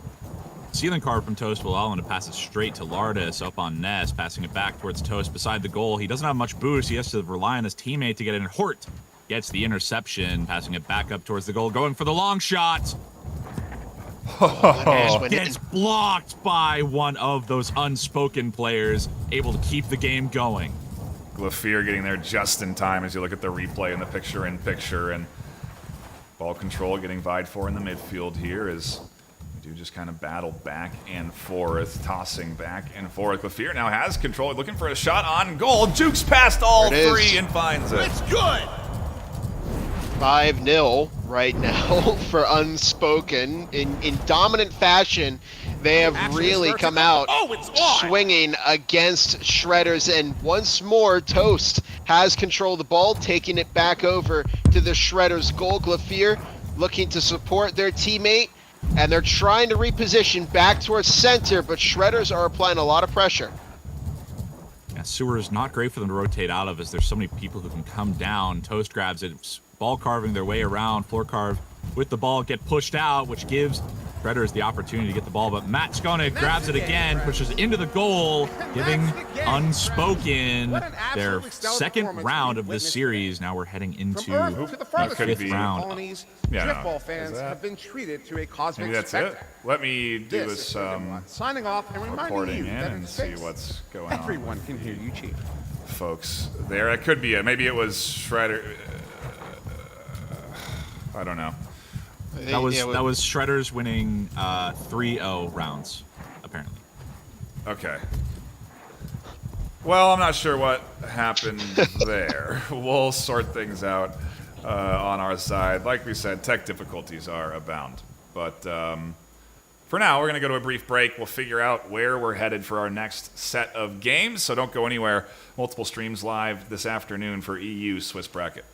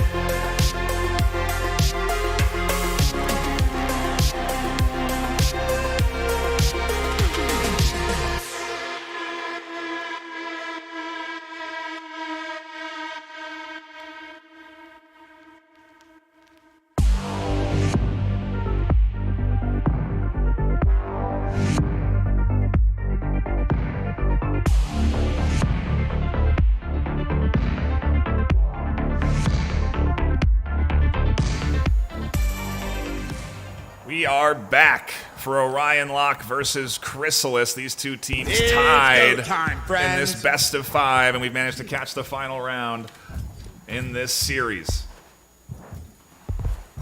Nice opening from Chrysalis as they get it moving towards Orion Lock's goal. Nice 2-2 final game here in this series. It's all on the wire for these teams to remain undefeated in this Swiss bracket. Night Halo bringing it around the Chrysalis goal, but they're in a scuffle with Orion Lock, and we could see a potential shot on goal here very soon. Battling over in the corner there for control as they swat it back and forth off the ceiling like they're playing a game of racquetball. And finally managing to get it out of that corner, over to the other corner where they continue to vie for control down to the midfield. A good clear here. This could be an opportunity for Chrysalis.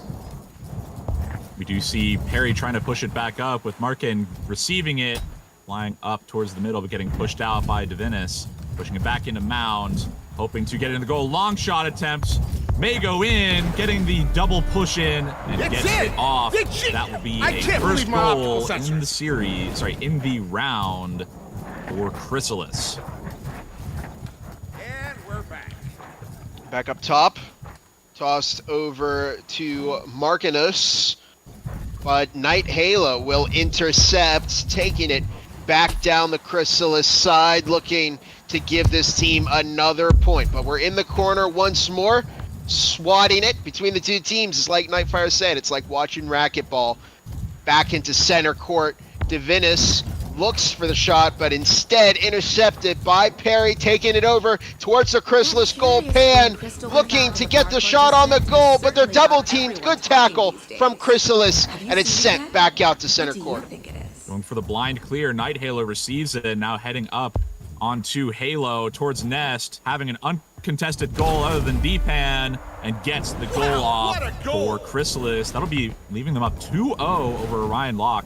2 minutes 50 seconds on the clock. It's not too bad for Orion Lock as long as they can just get some good goals off.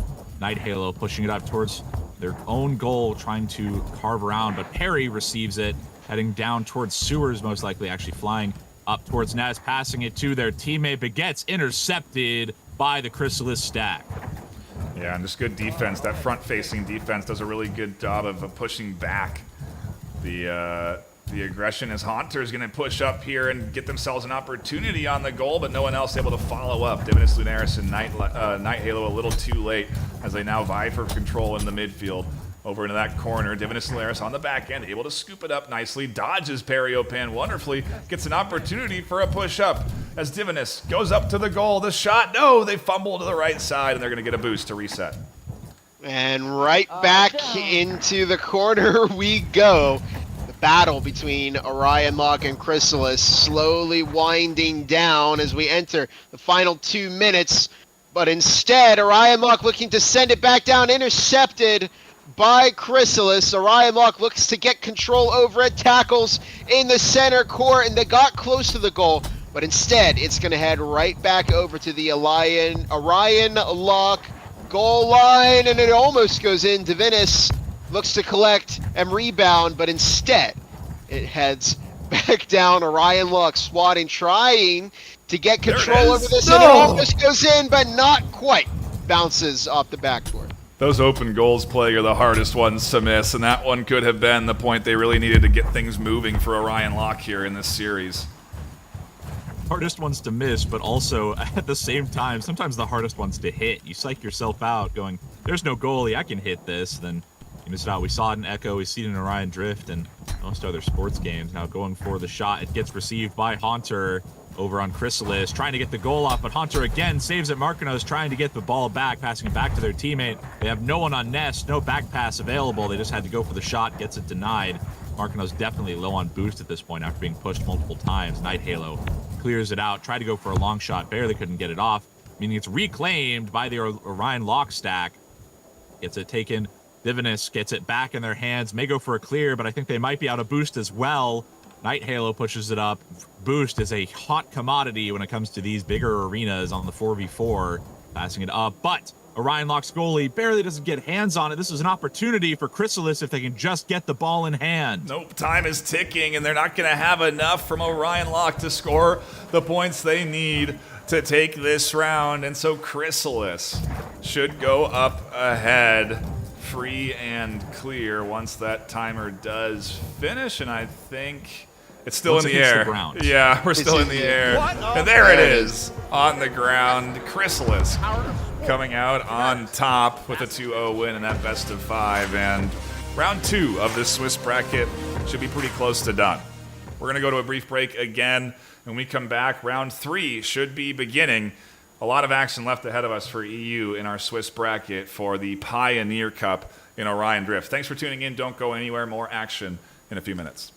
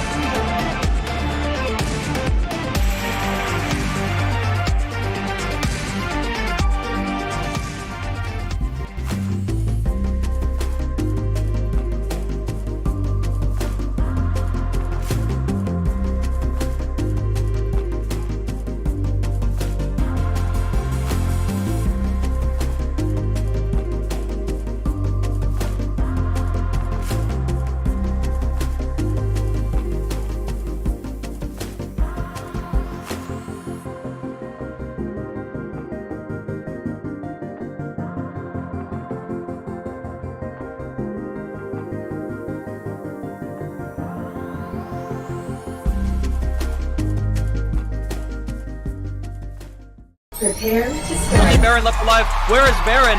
In the spawn. Can somebody reinforce? Go. Spud in the bottom going absolutely crazy, getting the 2K. Match point.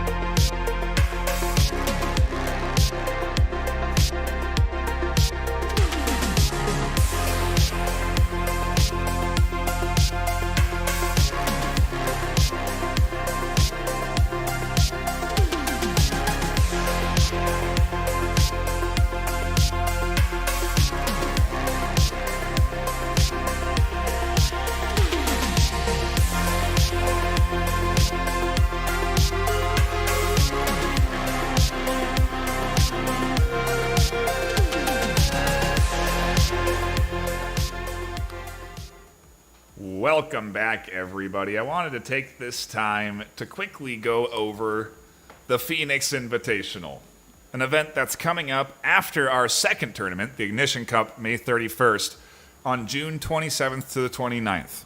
The Invitational means that you get to qualify in for a chance to play at VRML Con in 2025, live on stage at Phoenix, Arizona, at the Arizona State University Media Experience Immersive Center. It's going to be a really awesome opportunity. All going to be broadcast. Going to have an audience watching. Tons of tickets already sold for the convention, and you can buy in still now. The Invitational is open registration right now. 16 teams will qualify, and if you are one of 16 teams that qualifies through the Phoenix Invitational on June 27th to the 29th, then you get you and your team to go to Arizona, to go to Phoenix, Arizona. You have to source your own flights and room, but all day Sunday is a 16-team Orion Drift tournament split across 2 stages, all to be watched live with an audience and with everyone watching themselves play on stage and play Orion Drift in the 4v4 arena. It's going to be awesome to see and awesome to tune into, and I'm really excited for the Invitational that's coming up. On top of all of this, the $5,000 cash prize makes it so that if you do, when you do invest to go out to the convention, there's something to earn and potentially win back that money on going out. Tickets are pretty cheap for all 3 days. You can find all of that information if you go to vrmasterleague.com/VRMLCon. We are right now just in a holding pattern until more games are generated for round 3. Probably a technical hiccup on our side. We're dealing with a lot of them. We do appreciate your patience, and we should be getting back into more action soon enough. So just bear with us as we go back to a little bit more of a break before round 3 of the Swiss bracket generates.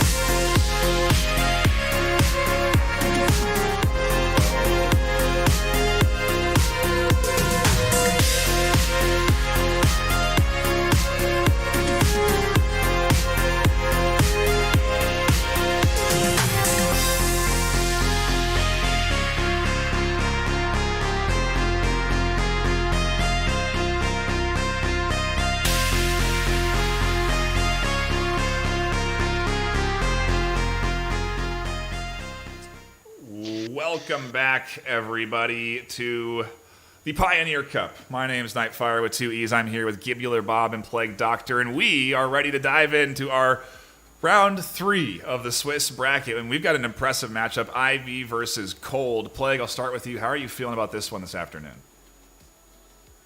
I'm feeling pretty good, honestly. Working through all of these kinks, I think we have had a fantastic set of rounds so far. And looking at this matchup right now, we have IVI versus Cold. We just saw IV last time face off against, I believe, Reverb, getting 3 mercies against them. Cold, however, is undefeated, the same as IVI. So we'll see if IVI can continue the streak or if Cold will put up a fantastic battle. Yeah, and I believe it will be Ivy on the red side, Cold on the blue. So that kind of works out interestingly enough for the color scheme. Easy to remember, easy to keep track of. We do love to see that. But we are just waiting for teams to get into lobby, and we should be diving into the action soon enough. And we do appreciate your patience this afternoon. It really means a lot to us that you are all hanging out and watching the action and bearing with us through our technical hiccups. Today is going to be a day of some hiccups. It was very explicitly announced when they announced 4v4 that it is a test version, right? And it's the debut, essentially, of these arenas in a lot of cases. Some players haven't even really had a lot of time to practice in this 4v4 space. So, they're adapting their strategies as they go. But either way, it has been a lot of fun to tune into. And Bob, I'm curious what you were sort of expecting. Is this what you anticipated? I mean, this is beyond what I expected in terms of how competitive it has been.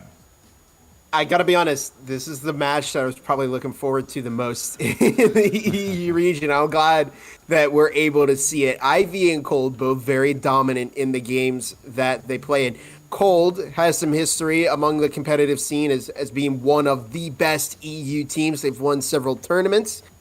And we're going to see 2 Titans clash here. I don't think we're going to see that 3-0 blowout that we've seen occur a couple of times. But in any case, it's like you've been saying, we may have had some games that weren't as close, but a lot of these players are quite competitive with each other. We've seen some great plays no matter what the team rosters were, no matter what the scores were. Great offense, great defense from both sides. And I'm really ready to get into this one.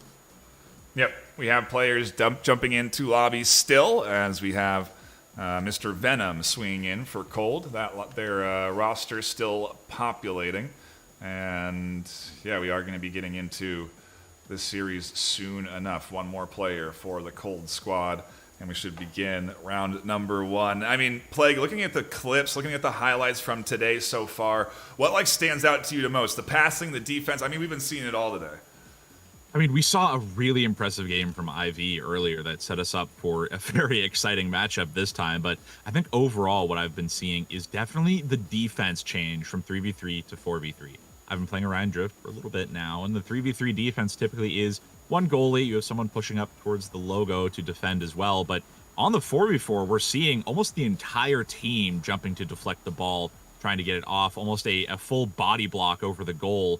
However, it's been denied by the attacking side by just scooping the ball into the goal. So I think what's been standing out the most is the creative ways in which teams are getting around the goalie, tossing it above like we see Toast do in that clip, or sometimes curving around the goalie, going for the double tap, dragging it in. It's just, we've been seeing so many ways that teams can get these goals off, and we just want to see, I want to see some more, honestly. It's been fantastic to watch, especially on this, this new build for 3v3, 4v4. It's just going to be exciting to see how strategies develop once it opens up to the wider community. And I do want to take some time to give a hats off to our production team. All of these assets, all of the replay stuff, all of the scoreboard, everything only possible because of the investment our production team put in to making sure this tournament would go as smooth as possible for the viewer. And quite frankly, I am just so happy with how it's been working so far this afternoon. I'm glad that everyone tuning in has hopefully been having a good time, and I think this one's going to be a lot of fun to tune into. We are just again waiting for, I think, everyone to get into lobby. Oh, we almost had everyone in. There was 4 in for one team, but now there's not. So maybe a bit of a technical hiccup happening there, and hopefully they will be back in to the lobby, and we will be beginning. But hey, there's plenty of clips to at least watch because it has been plenty of action this afternoon. And I love to see the defensive plays. I love to see the holds. I love to see the denial of goal and the team effort to make it happen. So I'm looking forward to this afternoon to get into the deeper rounds of EU, especially rounds 5, 6, when these teams are truly undefeated. And it does look like we're having a conversation here. I gotta say, what's really stood out to me, of course the defense has been great, but I really love the passing. The passing is so flashy, and you love to see true. like a perfect pass between teammates, because oftentimes that really does make a difference when a player scores a goal. You know, they're passing it to their teammate, and it's all about the positioning, right? It doesn't take one person to get the positioning and the skill right. It takes two. But if you have two players who are in sync, sometimes, you know, we're seeing 3 or more passes before a goal. It really shows how skilled not only the individual players are, but also the team itself. And it just looks so nice to watch a beautiful triple setup pass to get the goal. Really, I love to see that part of the EU competitive scene.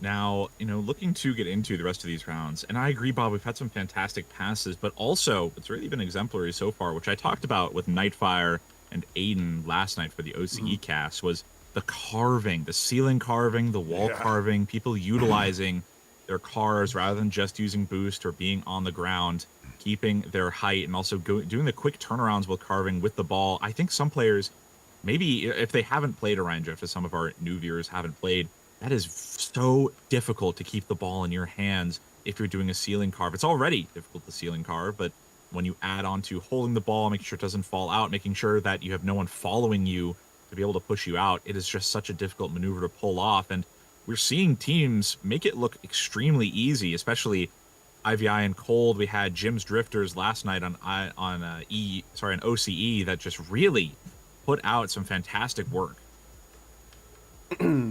Yeah, it's been. I've thoroughly enjoyed the game so far. And of course the carving has been excellent. You know, Plague. I've played Orion Drift, right? And I love to cast it. I am horrible at it. I'll be the first to admit I can barely keep the ball in my hands. And typically the only way I can score a goal is if the other team is AFK, because it takes a tremendous amount of technical know-how to keep the ball close to you enough so that it's not falling out of your hands, but you can also retain control of it and then even go for the shot. So to get to this point, this stage in VRML where everybody, you know, has grasped these mechanics, it goes to show you that even teams here who might not do as well against Cold, they can really, still master, those concepts against maybe your average player like myself. Yeah, no, it's been really exciting to watch, especially being an avid player for Orion Drift, just seeing the skill level of these teams. And you go into a typical public match and you see maybe some standout players, maybe something like that, but all of the teams we've been seeing today have just had some fantastic team play. The passes to each other, making sure they're carving, especially almost the effortless passes from IVI. We saw them pass without even looking to their teammates because of, I believe, their comms have just been on point in these games. Yeah, it does seem like we may be having some tech issues still on our side, as we do have everyone in lobby, but we're not starting. So we will try to sort these out, and when we come back, it will be, just give us some time to deal.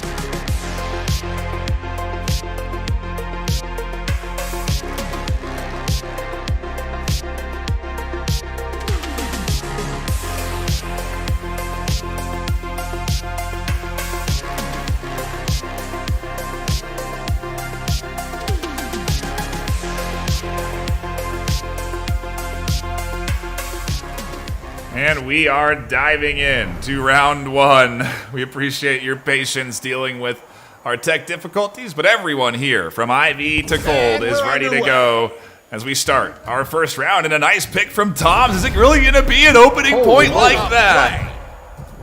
Wow. Well, Cold certainly came to play, didn't they? A great start from their team immediately after the round. And I was very curious because these are two extreme... Where is Oh Ivy? my goodness! What? It again! Blink and you would miss it. These intercepts coming in fast, and now Pesky saying, let's slow things down, trying to work to the backside. The double stack's going to enable them to go very quick, but a nice pass to the back line into the corner. Wee Laddie trying to scramble up. Pesky and Xenos dropping back as Venom and the rest of the squad pushing forward. Xenos battling for ball control in the corner. Venom scoops it up, trying to get a shot on goal, but Pesky's there to deter it. Battling inside the IV zone, a team that just 6-0'd their opponent 3 games in a row, and now having a tough time getting out of their zone. Yeah, these are two of the top teams in the EU so far.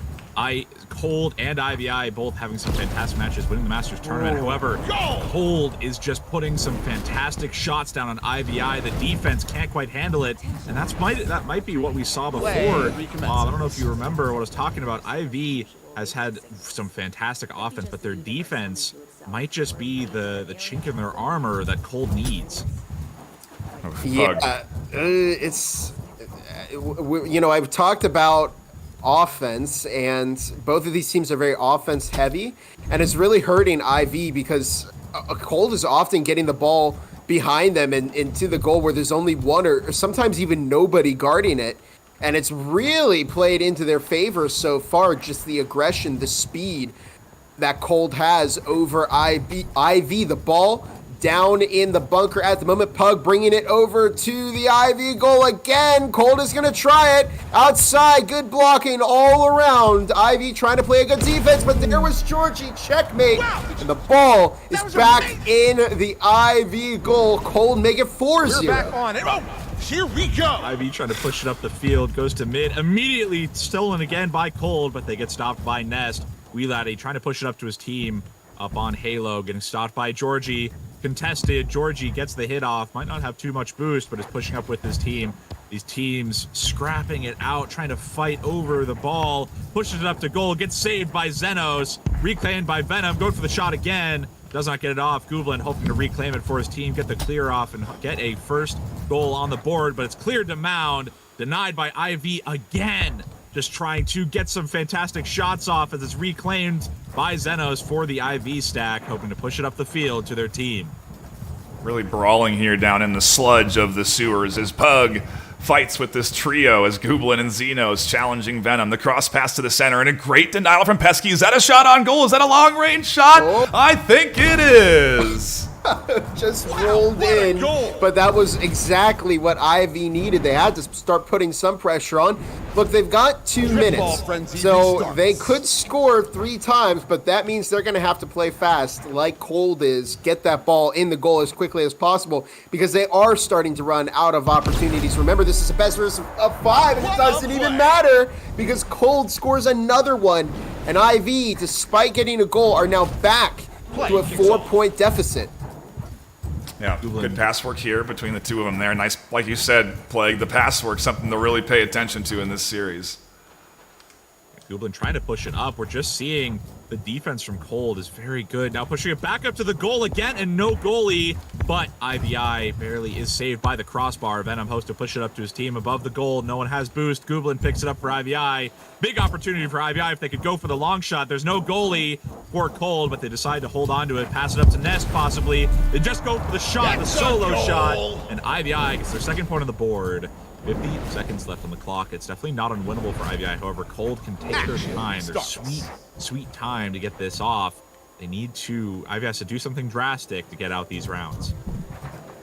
They're going to keep going for points on the board here, Bob. They're going to keep the aggression coming. Shot there, goes wide, and Pug follows it up for another goal.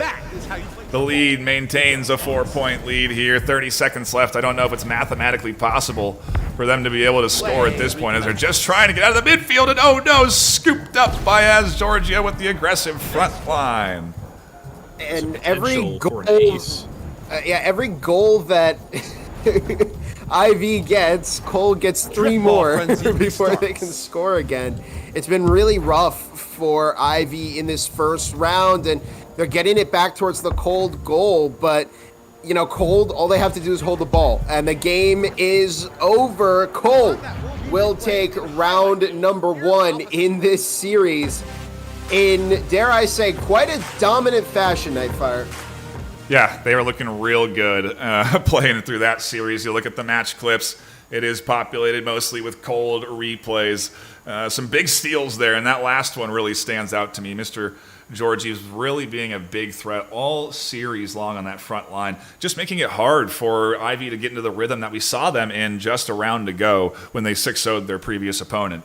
And I think what we're really seeing here, Plague, is the skill gap that's present in a game like this. You really do get a big difference from new players to the super experienced that ends up giving a huge array of skill within this game, and it's so unique. It's so cool to see. And one thing we haven't really seen a lot of that we did see, if you were paying attention to the OCE cast, if you watched that VOD, was stacking. We haven't seen any stacking really happening yet, and maybe we'll see that as we get ready to dive into round 2.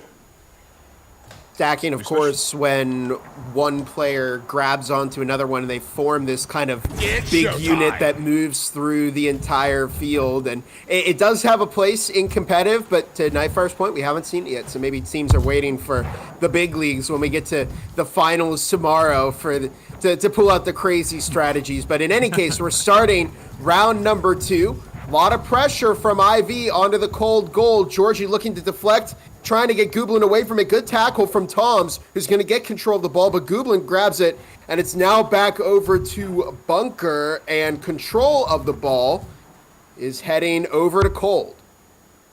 Yeah, this has been... Go ahead. Nope. You first. Okay.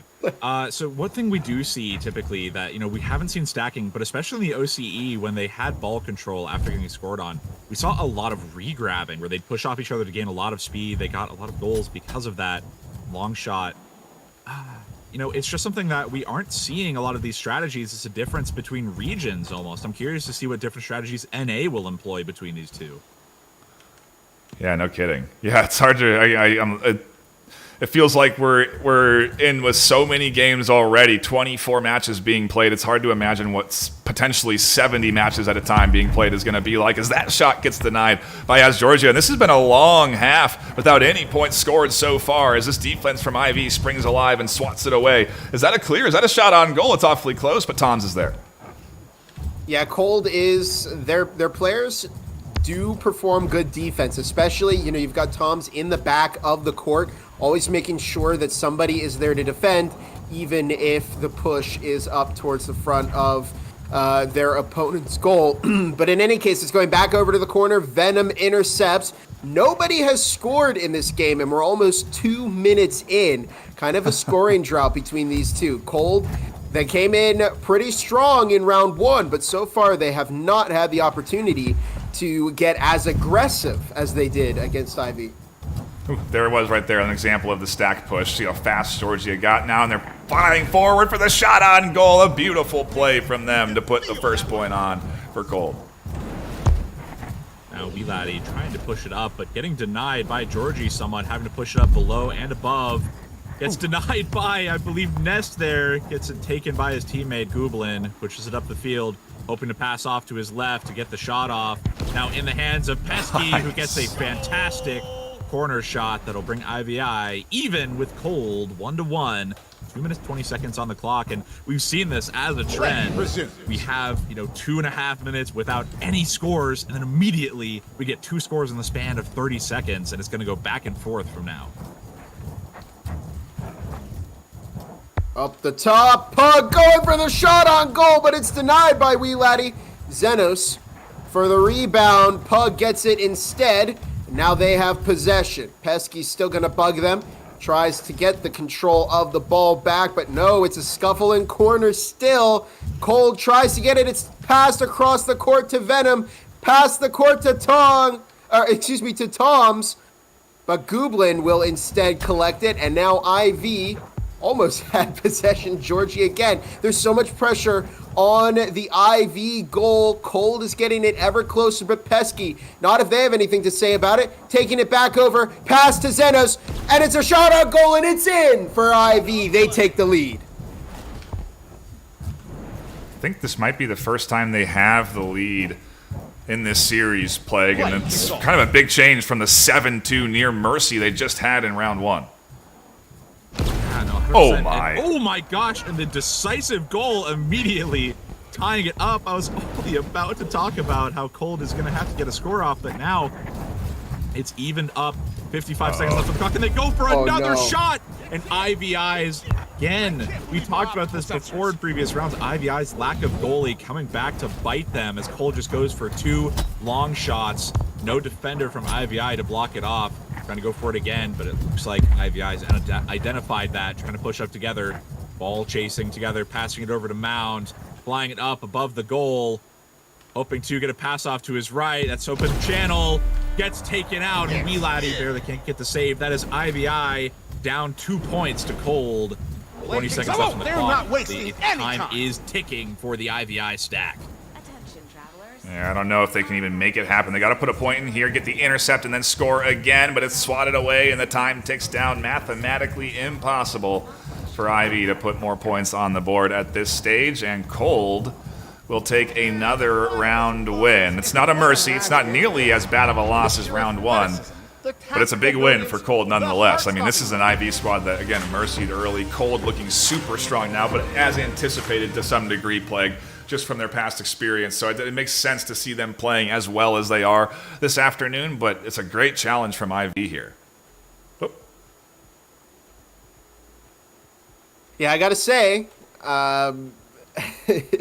Ivy, what I think they could really use is much better defense on the goal, because oftentimes you'll see Cold usually has somebody staying back towards the back half of the arena, staying towards their own goal, so that in the case that the ball, they lose control of it, somebody is going to be there to defend. But oftentimes for IV, somebody is either arriving too late or there was just nobody at their goal at all. And that's giving Cold a lot of scoring opportunity on them. The other thing is that Cold is getting really, really good blitz rounds where they'll get the ball, like, the moment IV moves it past midfield, they'll get possession back and immediately get another shot on goal. I think you're going to have to double or triple team some of these Cold players if you're IV. And now, if you're IV, especially your back is against the wall. Now Cold goes immediately for a shot attempt, but it is denied by IV. But your back is especially against the wall because you're down 2 rounds. You need 3 in a row to win the series, 2 in a row to tie it up. It all comes down to this as Cold tries to get some shots off. They run out of boost, trying to pass to their team below Nest, but Pesky gets it down, gets punched out by his team.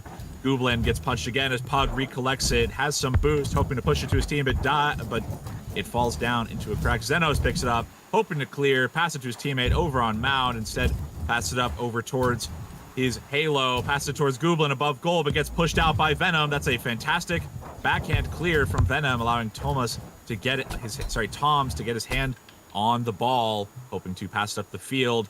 Just fighting over it over and over as Georgie gets it, Venom gets it, passes it over, hits the top bar, passing it back on Georgie, but that allows Avia to reclaim and pass it out towards the rest of their team.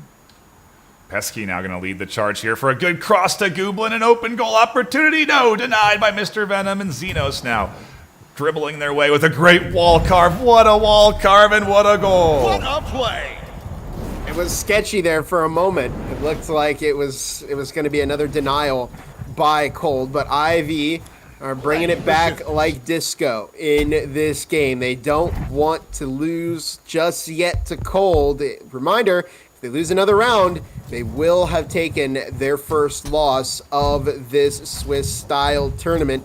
And in a tournament where the margin for error is so low, both of these teams are going to be fighting intently to stay in the game. Oh, no! Long shot! And that will be a fantastic long shot for Cold, bringing it 1-1. What a fantastic shot that had The to have arena been revs at up least again. 60 meters. Those long shots sting the most when you're playing a game as good as this. And look, another one. Back to back. Here it goes. The scoring unleashed in round 3. Balls in motion.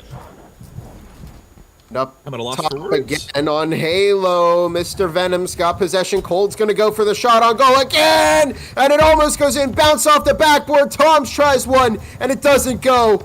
Back to the corner. We move. We laddies, Xenos, Gooblin, sticking together as a team. The ball back to center court where Pesky now has possession. They're bringing it actually back towards their own goal.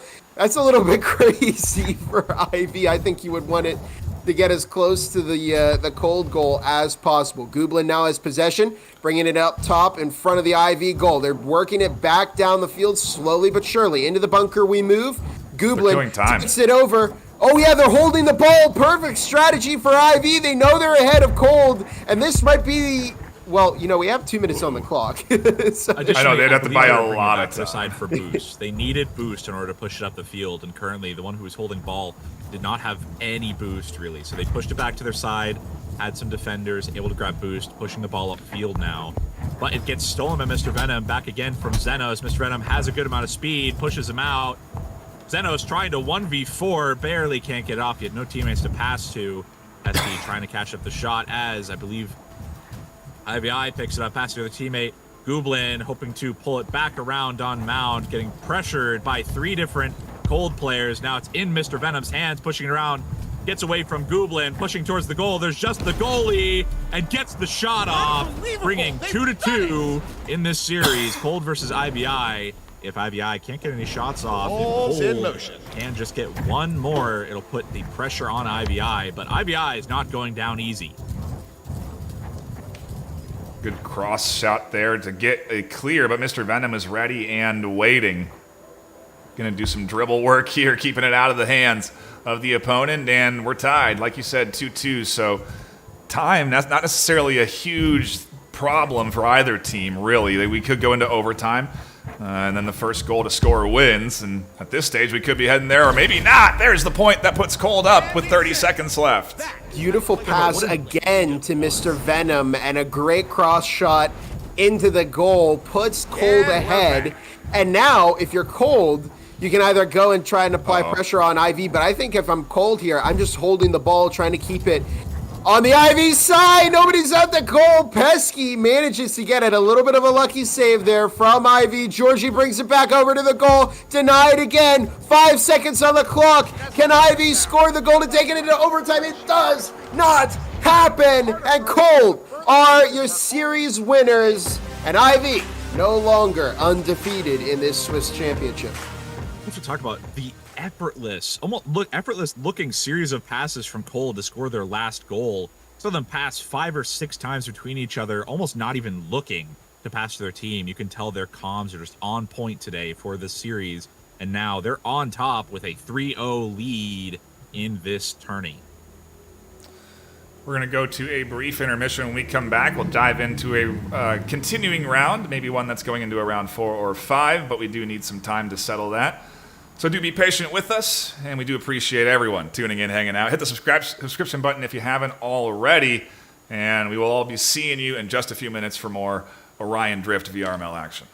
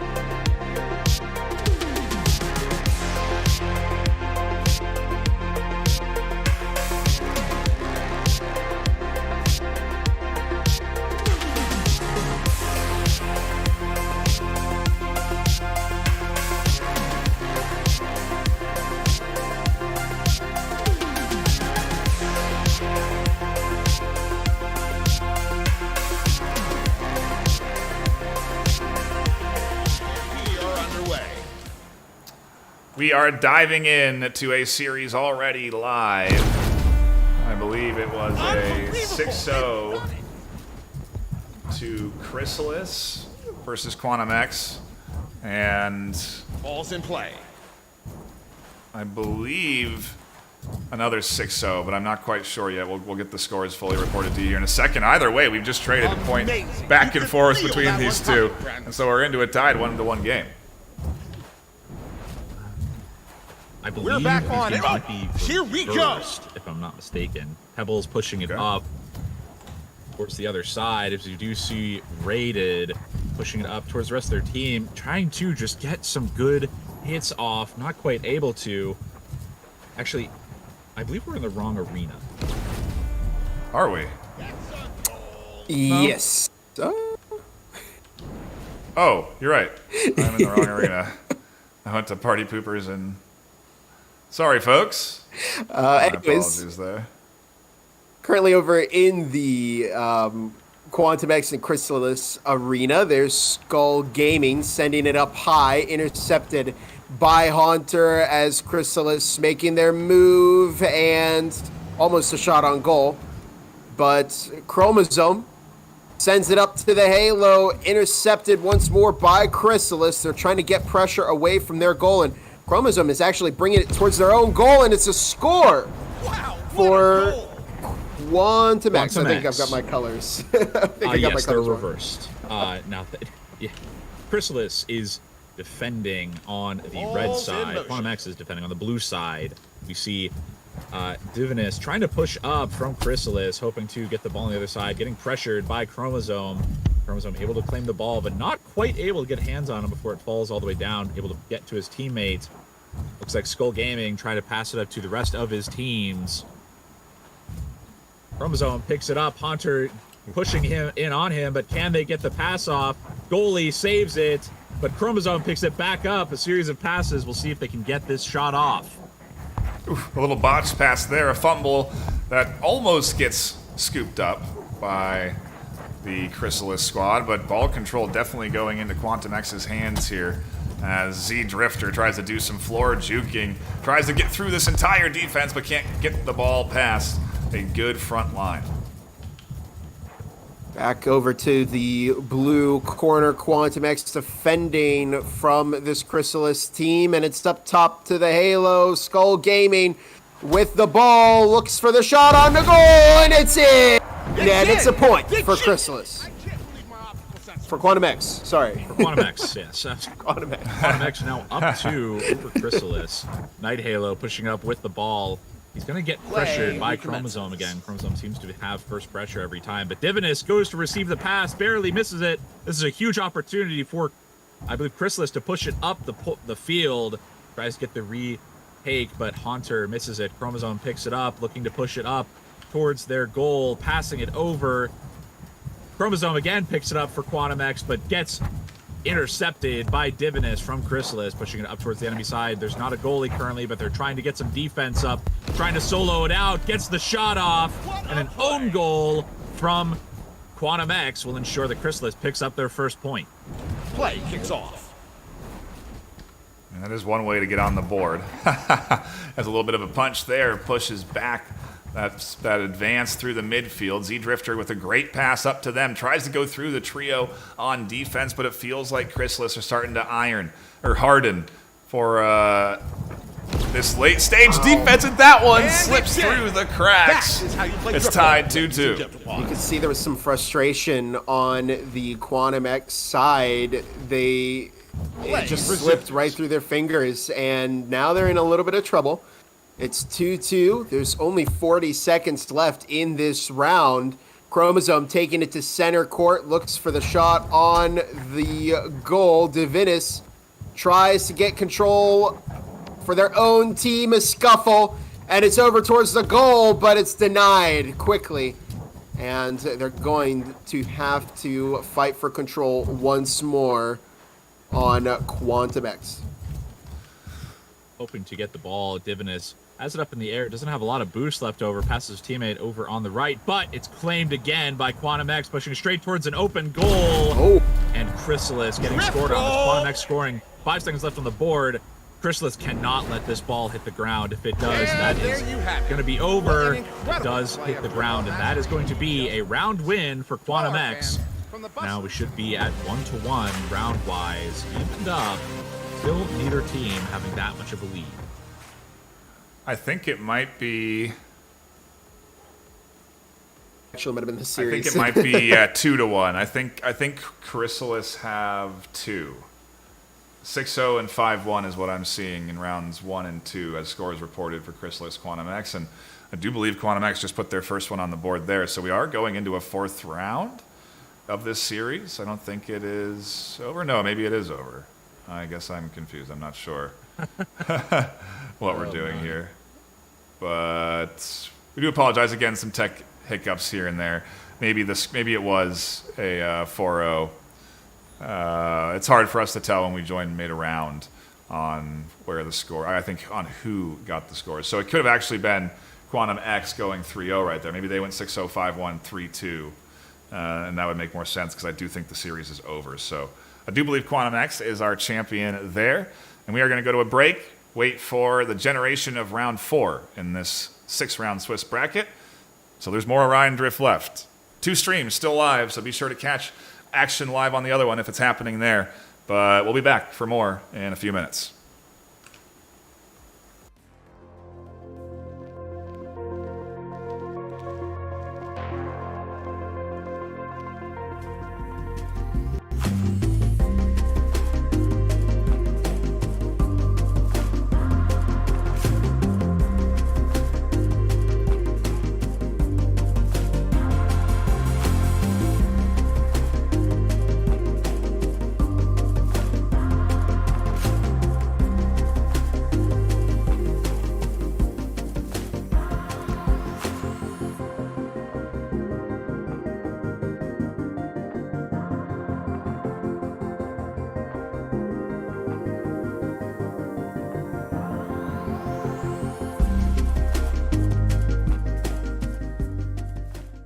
Prepare to Only start. Baron left alive. Where is Baron? In the spawn. Can somebody Go. Spud in the bottom going absolutely crazy, getting the 2 Match point.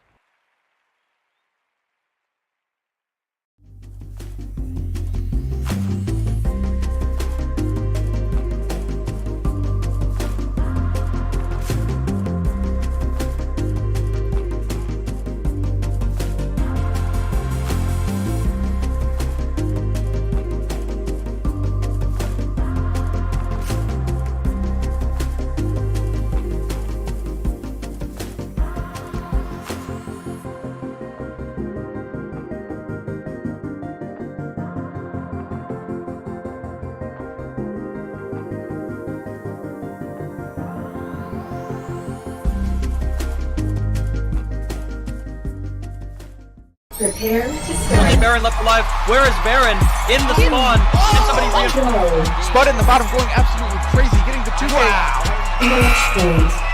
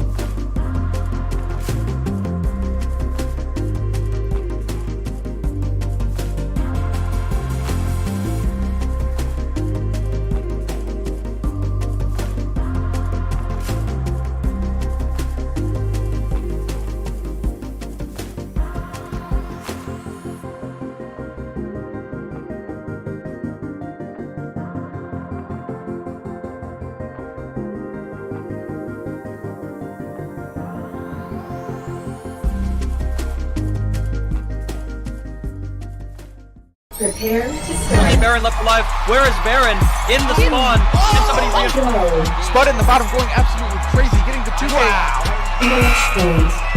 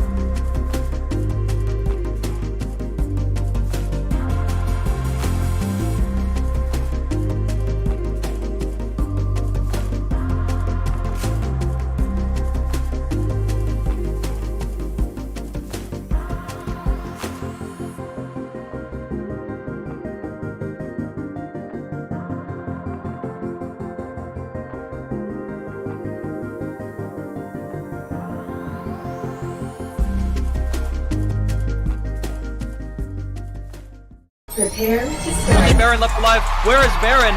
In the spawn. Can somebody reinforce? Go. Spud in the bottom going absolutely crazy, getting the 2K. Match point.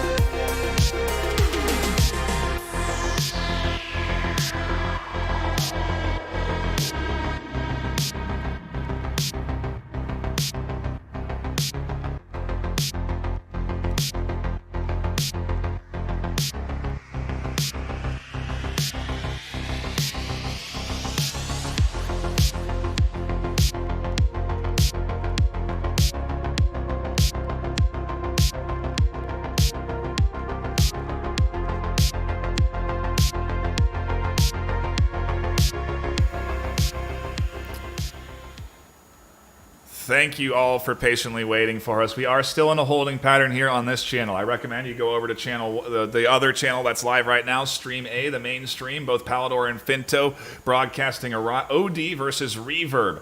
Two undefeated teams battling it out, and ultimately some pretty good plays coming in. You don't want to miss that action, so go tune into that. We're going to keep at break here and eventually get back into the action. So thank you for your patience, but just hang on and we'll be back into it for more on this channel while Channel 1 finishes up their game.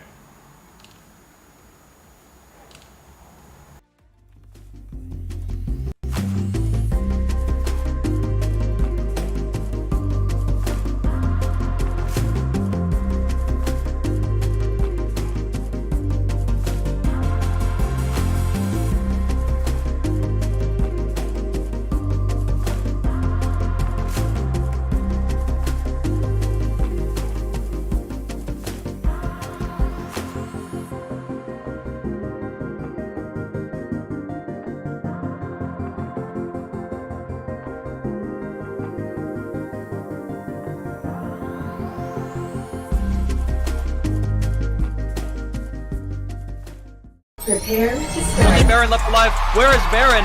In the spawn. Can somebody reinforce? Go. Spud in the bottom going absolutely crazy, getting the 2K. Match point.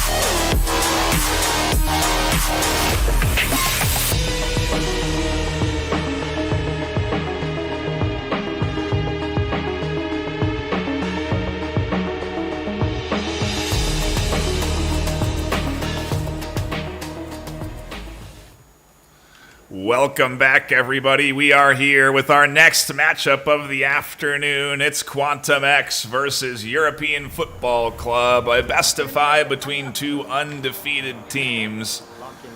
How are we feeling, Bob? How are we feeling, Plague? Here we go. Already starting off, and Pandoy has opened up with possession of the ball going right towards the goal, but it is intercepted by Reaper. Quantum X working that ball down the field, goes for the shot on the goal, but it is taken away and blocked just before they had the opportunity. Nebula going to try and Go ahead. get things set up. Tosses it forward to Urban Monkey. A nice pass up to Shady. The cross there, but Pandoy disrupts with a good tackle in the midfield, and we continue to be scoreless in the first minute. It's an interesting statistic there. Typically at this point, somebody has scored. These teams are a pretty even match. Both of them are undefeated right now, Plague. They are, and trying to just keep it off their side. There's so many back and forth, but it's directly in front of your football club's goal. You know, they really can't just get it off their side. As you say, that finally cleared over into the midfield, brawling for possession there as Urban does keep pushing forward. A nice cross path, but again, Pandoy is doing a great job disrupting these play setups, preventing them from really turning into anything. And the trio on that front line in the midfield doing great of making it difficult for the setups to come through. And the same goes for when they try to get it into the other zone as Pandoy battles with Shady XR in the corner. Quantum X doing a great job keeping it out of their zone. We kind of just fight back and forth with clears through the midfield, and really nobody getting able to set up for a solid cross or a solid shot on goal yet. Off to the right and up in the sky, and we've burned through quite a bit of our time so far, and we have not seen a single goal yet. Back over to the other side of the map where your football club now has possession, bringing it towards their goal, and we might see a shot here. No, it's once again blocked by Pandoy. Quantum X keeping it away from their safe haven. Here's Pandoy taking it back down the map, going for, I actually believe that's the Quantum X goal, but it's intercepted once more. Reaper taking it up the field, hoping to go for a quick shot, but the goalie will give him a bit of trouble. Gets pushed out, but Blob over on Europe Football Club able to push it out. Reaper having to save it from the long shot, pushing back around with the ball in hand, hoping to pass it to his teammate, mostly up on Nest. Up to Nest, passes to one of his teammates, but gets blocked off by Blab and Pandoy as I believe the Quantum X stack tries to just get it off. Shady again picks it back up for the Quantum X stack, ready for the pass on the right side of goal. Urban pushes it up, tries to get the goal, but it's saved again by Europe Football Club on their stack. We're just seeing back and forth on both sides. 3 minutes down on the clock, 2 minutes left. No scores just yet, but that's the pattern we've been seeing so far. We go no scores, then suddenly we get an influx of scores as soon as one happens. Who will start off the chain? Battling down in the sewers, the sludge. There's a nice wall carved on the top, sets up for the cross, and there it is, finally a point into the hands of Quantum X. Their first point secured.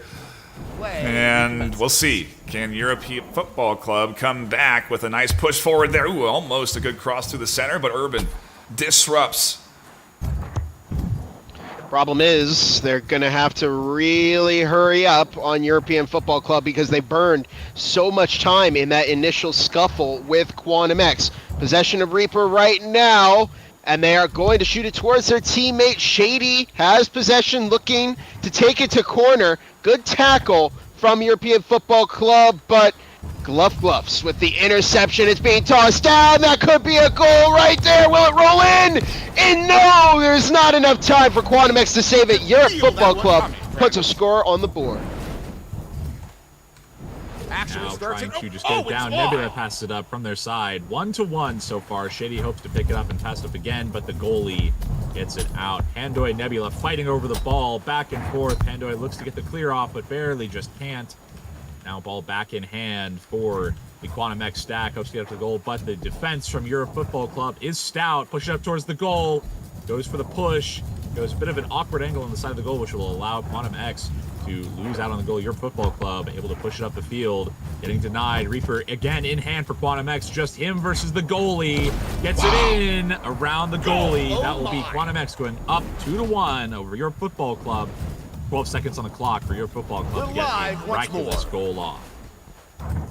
Big pass up, and Blabu just misses it, and the final buzzer sounds. My timing just a bit off, and Quantum X take our first round win, but what a close series we are into for this one. I think we could be going to a 4 or 5 rounder, but I don't know. Maybe I'm getting ahead of myself. Bob, what stood out to you here in our 4th round of this Swiss bracket? Well, I mean, I got to say, it was the initial first half of that game and the complete lack of scoring. We're looking at two teams that seem to be so even in terms of skill that I honestly thought this was going to go into overtime to determine who would win. But Quantum X able to score that second goal in the nick of time. Question is, will things go differently in this next round? Because I honestly believe that Europe Football Club has the potential to walk away with a win. And as you pointed out, Nightfire, we could go and both teams will get 2 rounds before we find our decider. This is a best of 5. So there's many different ways that this game could go. Round 2 about to kick off with Quantum X in the lead on the red side, European Football Club on the blue side. Dimwit, take us away. Let it rip indeed. Pandoid goes to pick it up with Nebula, gets a quick steal for Quantum X, trying to push it up towards the enemy goal. Currently, he's 1v2ing, but the rest of his team pushes up, gets unfortunately a pass that goes a small bit awry, but Urban able to reclaim it for his team, passes it back to Nest. Teammate picks it up, Nebula and Reaper pushing up, gets pushed out. Nebula gets the pass, up on top of the goal, could go for the clear on your football club if they can just get hands on it. They do pass it out to the far right, hoping to get Bluff's hands on it. Does go straight under Nebula, passing it to Mound. Unfortunately, just a little far behind their teammate. They just need to get some hands on the ball, and they can get it up the field. Goes for the long shot, but denied by Quantum X on the defense. Bluffs hoping to just get around these teammates. Carving with the ball, gets pushed out again by Quantum X, and that will allow them to get the clear off. Blob the Fish trying to push up, has an opportunity here. Ooh, nicely stolen away though and cleared out. Gonna be quickly scooped up. No, Pandoid misses that opportunity and it gets pushed all the way down to Quiche on the backside. They are gonna get an opportunity to push up. They slap it over to the goal. Reaper OD's ready and waiting. And a setup through the midfield. There's the ball across the core. Monkey's gonna have a shot on goal. And instead, Shady will take it up in the sky, and a bounce will save Europe Football Club from that score of Quantum X. And again, nobody has scored yet. And it's so late into the second round here. We've already burned through almost 2 minutes before anybody has had any kind of attempt on the goal. Monkey goes for the shot. Reaper passes to their teammate, and it might go in. It almost does, but good block from Europe. And Quiche, gets one block, but was unable to prevent the second coming in from Quantum X. That's their first goal. Pandoid hoping to take up the field, but Shady blocks him off, able to reclaim it for his team, gets stolen again by Gluff. Reaper and Pandoid fighting over it, losing out on a lot of boost as Gluff pushes up. Gets pushed again by Reaper. Reaper just a dominant force when trying to reclaim the ball. Carving around the enemy team, hoping to go for a bit of a shot, but has a goalie. Pass it off to his teammate who runs out of boost, pushes up towards goal, and on top of 3 goalies, just rolls it over into the goal, giving Quantum X their second score of this round. I mean, that's a fine, precise shot to the corner, Bob. These are some pretty precise goals getting locked in here by Quantum X for them to get these points up. This is not easy as Europe Football Club battles for a first point here. Nebula Kai going to drift forward, dribble through, has the stack in front of them, an opportunity. They've dodged it through, and they lock it in with a great solo play. That was so delayed. That was so incredibly delayed from Nebula, but it worked. I think the timing itself threw off the entire Europe football team. They were just waiting for the shot to come out earlier. You have to wait when you're a goalie to commit to which direction you want to move, but Nebula with a delayed shot. Really confused the defense there. Reaper might have a go, but Control goes back over to the side of your football club. And actually, Reaper was boosted by tackles into the ball and saves the goal. Incredible teamwork there. We love to see the stacks come up as Gloves with a great pass finally gets Europe Football Club on the board. Plenty of time left, Plague, with 1:30. Plenty of time left, These but new capture the beacon sets the let way you Orion turn Drift any works, corner when you of score, the the other into your team just gets the ball in their personal goal. So your Just football plant your club beacon, has to challenge not take their friends, sweet and time let at the the goal, or else games Quantum X begin. can really just time it out with some fantastic passes. Pandoy grabs the ball for his team, pushing it up towards the side of Quantum X, hoping to get the score off. But we see Reaper again going for the push and clearing it back out towards the other side. The goalie over on your football club hoping to pull it off, but Nebula tries to go for the shot attempt. Pandoy with the ceiling card passes it back over to the other side, straight into the hands of Quantum X. Just back and forth, these teams looking like they're passing to their own team, but they're passing to each other on the other side. Nebula again going for the 1v2 with the goalie picking it up. Gloves picks it up, hoping to pass it all the way over to the other side to his teammates who are set up on Nest. Can he get the pass off to Mound? Can't get it quite off to Nest, and now it's free goal for Shady as long as he can get it around the goalie, but he just barely can't. Well, Monkey had to go a goal, but good tackle from Pandoy, and only 10 seconds left on the clock. Europe Football has to get 2 more points, and I don't know if that's something that they can accomplish anymore as time almost expires. Can they get one last shot off on goal? Urban Monkey tosses it, and all you need to do if you're Quantum X is to get it on the floor, but it bounces off Nest. Shady now trying to get it on the floor, and it's intercepted. Oh my goodness, Nebula at the last second, even after time expired, makes it another win for Quantum X. One more, and Europe Football Club finds their first defeat of this Swiss tournament. I mean, this Quantum X team is looking good. Scores. Yeah, go ahead. That's some Sorry, I liked fantastic, it fantastic scores on both sides, but especially Quantum X has shown their ball control extremely well. You can see from these clips, we're seeing them carve around, get some fantastic passes. Obviously, on both sides, we've had some mishaps when it comes to passes, but overall, both teams bringing up their A game to hopefully continue on being undefeated in the tournament. We got another round coming up, but I love looking at these replays. Really some great back and forth and some great moves, like jukes like that. Just stuff you don't... It's crazy how good some of these players are already in this game, and it's a lot of fun to watch as we do get ready for our third round. We should be firing that up shortly, and here we go. Round number 3 we go. Quantum X versus Europe Football Club. A win from Quantum here could knock Europe Football Club down into the defeated category. They're currently in the undefeated category. Pandoy taking the ball up high, and it's time for Europe to lock in and get this win over Quantum X. Gluffs loses control. Quiche tries to get the rebound, but they're tackled. Good tackle from Quantum X. I'm really seeing tackling be a big thing here, Plague. It's interesting that they're interrupting some big maneuvers just by getting right into the face of their opponent and using that tackle mechanic to push them back, prevent their momentum forward on that ball control, and it's really making for that midfield brawl to really be a thing. It's kind of like an all-out tackle war in that midfield. As Nebula here gets one off, and a great save from Pandoy. I think Blob the Fish also stuck their hand in there and actually pulled the ball out of the goal. That was incredible, Plague. Tackling is just a way of life in the competitive Orion Drift Nightfire. You need to tackle to block off the goalie, to block off anyone who's going for a shot attempt.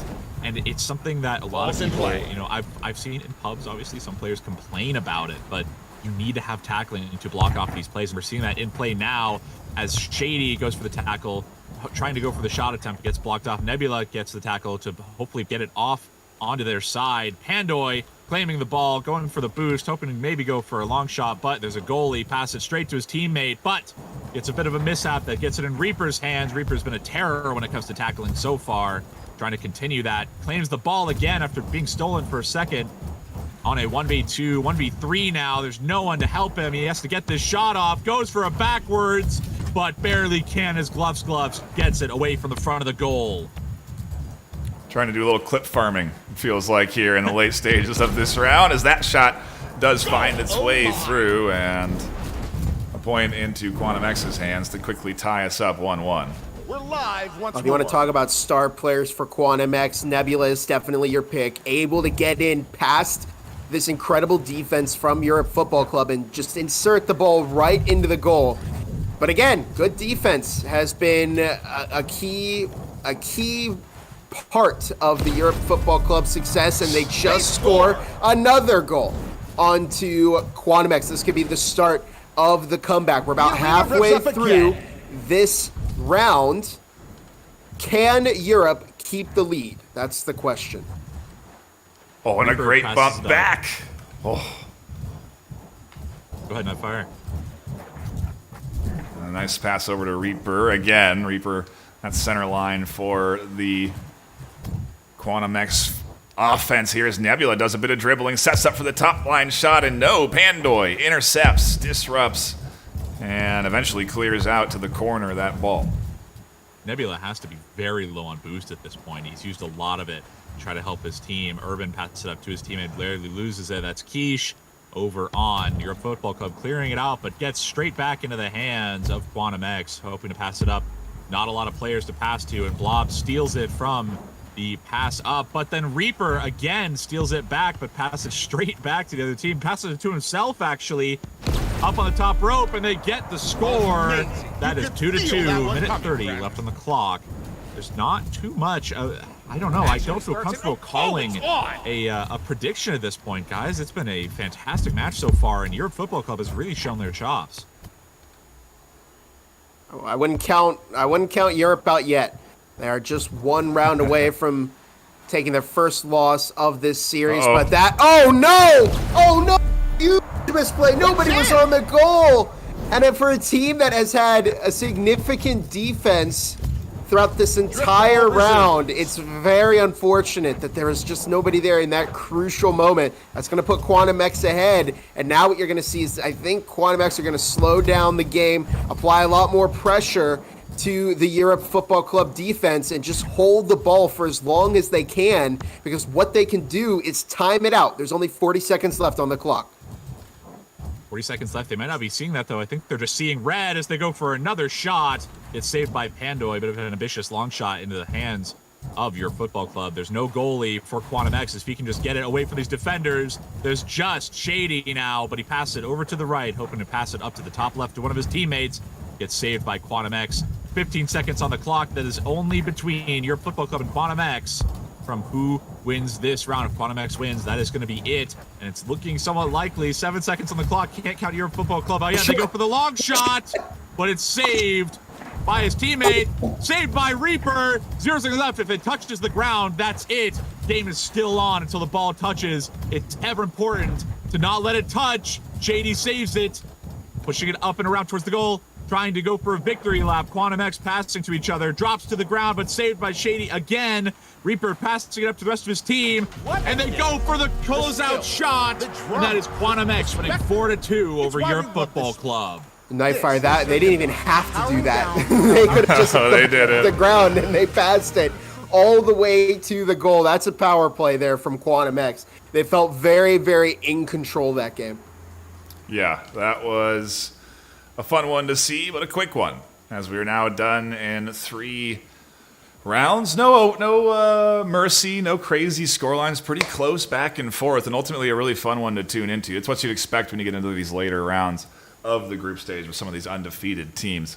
We are going to probably cut to a brief intermission, though, and I recommend go checking out the other stream that's live right now. We will look for another game to jump into that's likely midway and do our best to commentate on it, so do bear with us as we do get ready to do that. But until then, we appreciate you all stopping by. Hit that subscribe button. Don't go anywhere. More Orion Drift action in the Swiss bracket coming up.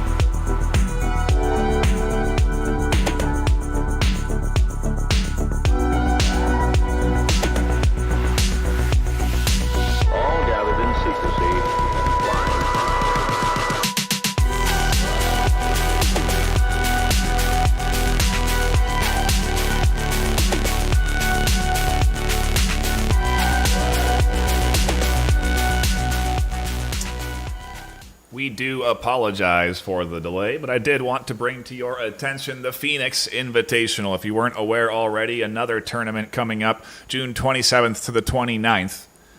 To play in this tournament, you have to buy a ticket to VRML Con, which is hosted at Phoenix, Arizona, at the Arizona State University Media Experience Immersive Center. It's a really awesome venue with a great theater and 2 stages, where we'll be having 16 teams qualify through the online qualifier to compete live on stage at VRML Con all day Sunday. VRML Con is an event that has 5 games playing tournaments at them, 5 online qualifiers, 5 opportunities to play on stage across Onward, Veil, Pavlov, Breachers, and Orion Drift all day Sunday.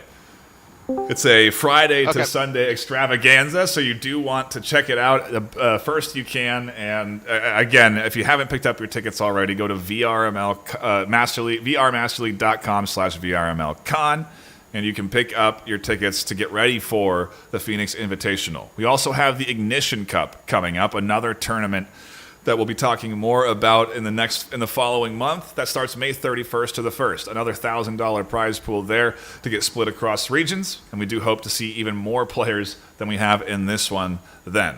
We are still waiting for rounds to generate, and I think we're about ready for what is going to be our final round of the Swiss bracket for EU today. After this, we'll be diving pretty quickly into North America, which starts in an hour from now at 3 p.m. PST, and you're not going to want to miss that action. We do appreciate you all stopping by, hanging out, and waiting patiently for the next match. We are going to take another quick break, and we'll dive into round 5 shortly.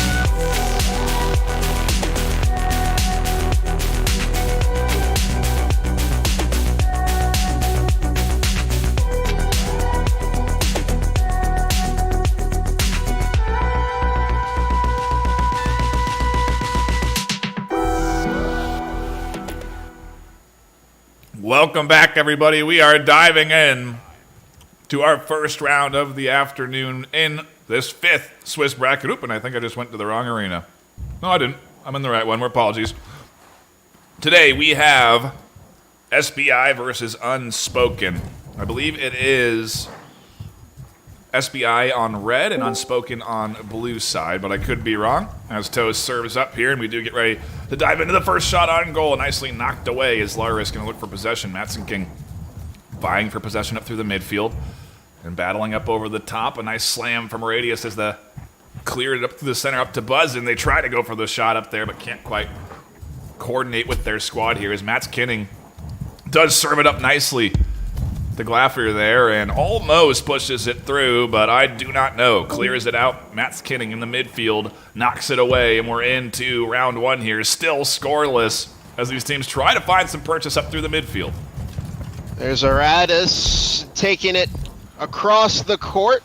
Bit of a slow exchange there, but the ball is still in the control of, I believe, Unspoken at the moment. Nope.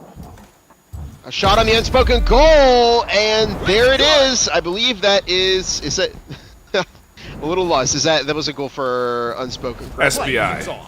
SBI. Or is it? Aratus is on SBI, yes. Okay. So, SBI is in red, Unspoken in blue, as Toast scoops up the ball onto the top side, looking for a setup with the team. A nice cross pass, but I do not know intercepts. A tackle there that just misses, and a clear up through the midfield. Pass down to Glaffier, and it's going to stay in the possession of Unspoken. There's Toast. Toast has been an incredibly useful player for Unspoken all day, and I wouldn't be surprised if we see them lock in here pretty soon. But SBI, undefeated. They have quite the record here. Both teams actually undefeated, but SBI has one more game under their belt. This is really for contention in tomorrow's round robin and then finals. So a lot of pressure riding on this round. Lartas has the ball, passes it to teammate Matt Skoning, and right now SBI defending their goal. They have a point already. They don't want to lose that lead. So now they're just going to attempt to stall for a bit of time and then potentially go for another shot on the Unspoken goal. Forgot we lost Plague in the before that last round. I felt like he was still here, but Sammy now serving up the cross to Buzz, and no, they go for the shot on goal. Bounce it off the bottom floor, and Glaffier can't quite grab it. That's another point into the hands of SBI. Another great shot on that goal. I do not know, playing center. Lardas collects the ball up in the halo, bringing it around towards the goal. And they have a shot here, but Buzzin with the tackle stops any of opportunity of that from coming to fruition. Samsey now taking it across the court. That might go in. No, Matt Skoning was there to defend their team's goal. And SBI will not get that point, at least right now, on Unspoken. Oof, close, battling for it. Ooh, a nice slap shot that somehow finds its way in. Unspoken putting their first point on the board this afternoon. And it's a good time. Yeah, that's their first. Yeah, okay. Yeah, it's a good start for Unspoken. You know, they only need one more of those, and it just happened. There's Toast. And you really need to guard that player, because if Toast can get in there, they can score a cheeky goal, and that's exactly what they did. And now that entire SBI lead that they spent building up is now gone. And whoever gets this point is going to be in a very advantageous position, because there's only 50 seconds left on the clock in this round. This midfield pressure is heavy right here, but a great pass up to Buzz, and it's going to set her up for the cross. No, they can't quite get it. A nice tackle that knocks them back as Glaffier and Lartaris are defending up through that midfield. They're going to float up and look for a little bit of a setup here on the attack. This top down attempt has worked well for Glaffier, and that's a great tackle from Sam that pushes them off the ball and ultimately clearing it down into the zone of Unspoken for just a mere moment. 2-2 here as we push up, and the shot that goes wide and there sends its way in. A nice follow-up and great teamwork. great rebound from Lardhouse. That was not going to hit the goal because it bounced off of the top of the goal. But great teamwork there, catching the rebound shot. And now the lead is in the hands of Unspoken. If that ball touches the ground, and it does! And despite spending a majority of that round down in score, Unspoken will walk away with the first round win.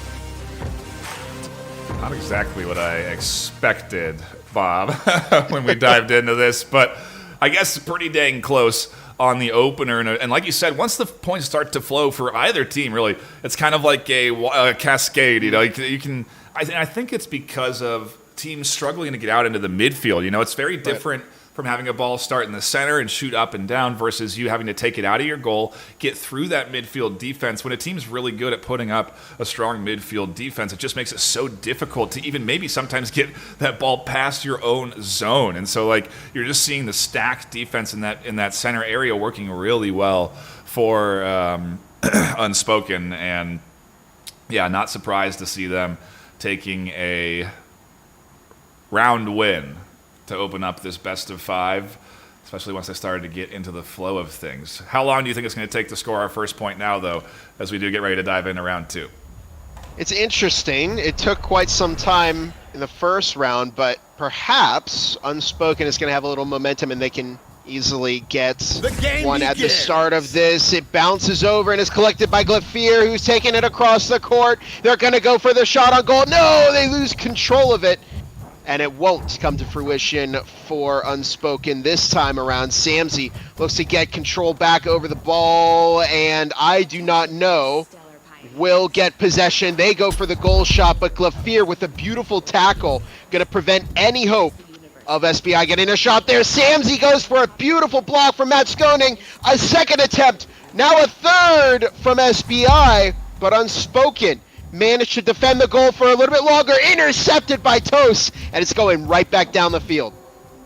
Some great defensive play coming in here, preventing this ball from going in. Multiple shots on goal there, but the scoreline remains 0-0 as this first minute keeps things interesting. That's tossed up, and they're floating around waiting to get their setup to push through this midfield point, but they're getting interrupted. I do not know. Looking for the cross pass up into the corner, and what a stop from Glafier. Look at the defense from Unspoken. There are so many shots that probably should have gone in, but there's Glafier or Matt Skoning or somebody else from Unspoken to block at the perfect time. Here comes the shot on goal. Is that one going in? No, it bounces, and nobody will score. We're, again, getting close to burning, a minute and a half, almost 2 minutes, and we still have not had a single point in round 2. Could that change? No, another block from Unspoken. But there it is. SBI find the first point of this round, and the pressure just became a little bit too much for the Unspoken defense. Yeah, it's hard to hold off an onslaught like that. It was a lot of shots on goal, and eventually one goes through. And look at this launch. Look at this double stack, Matt. Flying forward, and what a shot. That was a wonderful launch out from Unspoken, and they answer back in kind.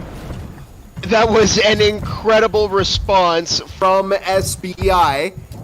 Here comes, from Unspoken. SBI now collects, taking it up to the Halo where Aratus will pick it up.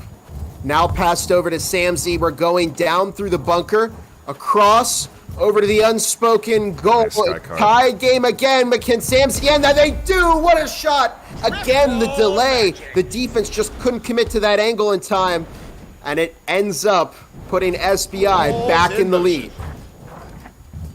Really nice shot there as Latterus tries to cross over to Toast. Toast looking for this setup here, and Aratus being a big thorn in the side in that midfield.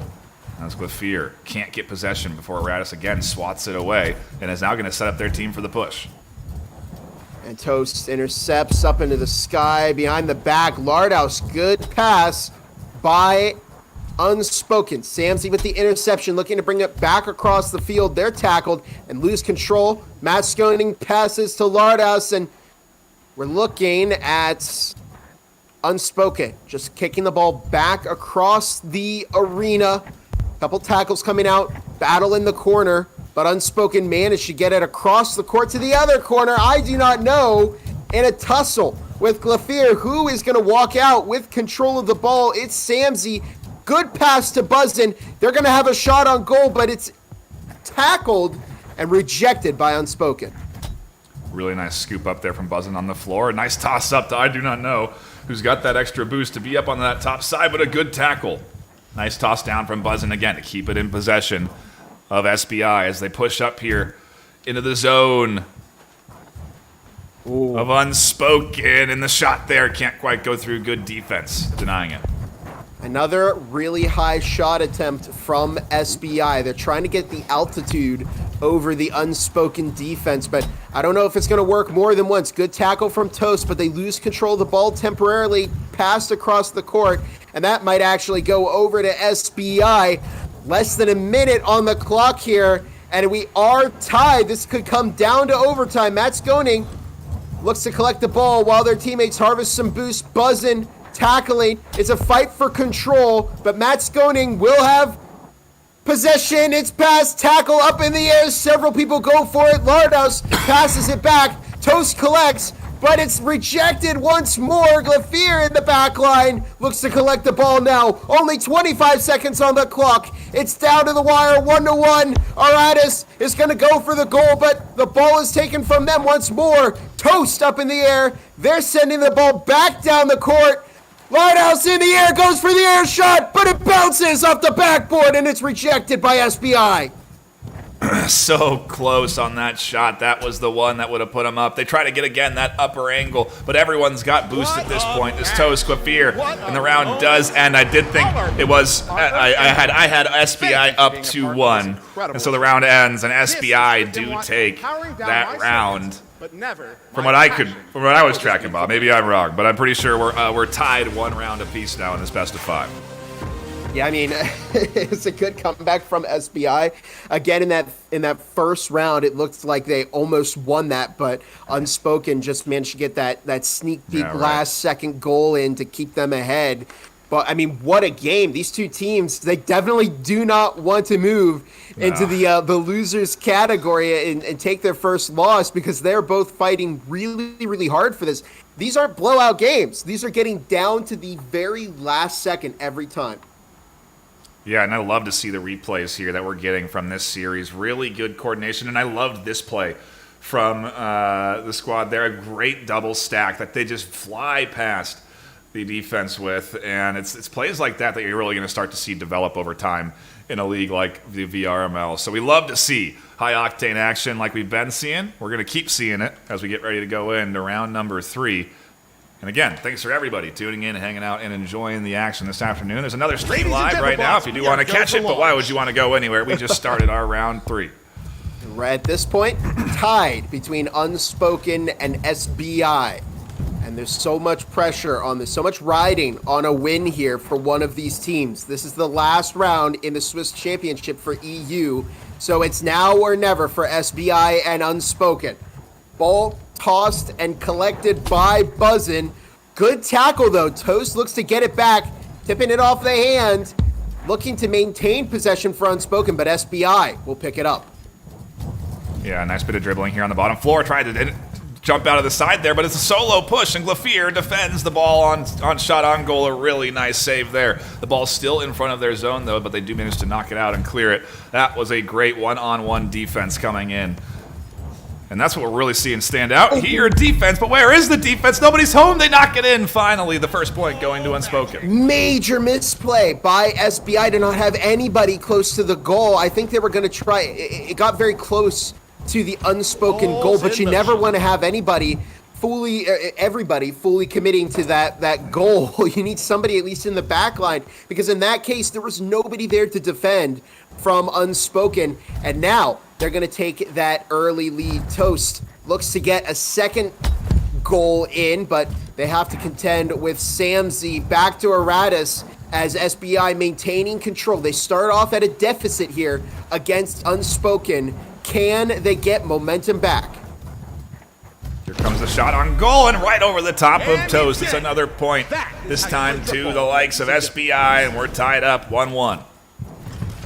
Great dribble work there too. Right at the end, another very, very slow shot. They waited until the perfect time for the goal to commit to a position, and then were just able to surpass with a superior shot. Here's Matt Skoning taking the air ball, passing it to Nest, where Glafir was waiting. They toss it off the backboard, intercepted by SBI. It is going right back down to the other side of the arena. And once more, we've got a tie on our hands between these two teams. Glafir goes for the tackle, but the ball, in the meantime, has moved across the entire arena. Matt Skoning with possession, but Samsey again applying unrelenting tackle pressure to this Unspoken defense. Yeah, and just in front of the zone there of Unspoken, not where you want the ball to be dangling in front of your goal. If you are the Unspoken squad, SBI looking to get a point on the board and puts their lead up 2-1 in round number 3 as Buzzin intercepts nicely, sets it up for a radius on the overhead toss, down over into the hands of Toast, and a reset back into Matt Skoning. Trying to push up now through the midfield, and we'll see if Unspoken can get a chance at the attack here with 2 minutes left on the clock.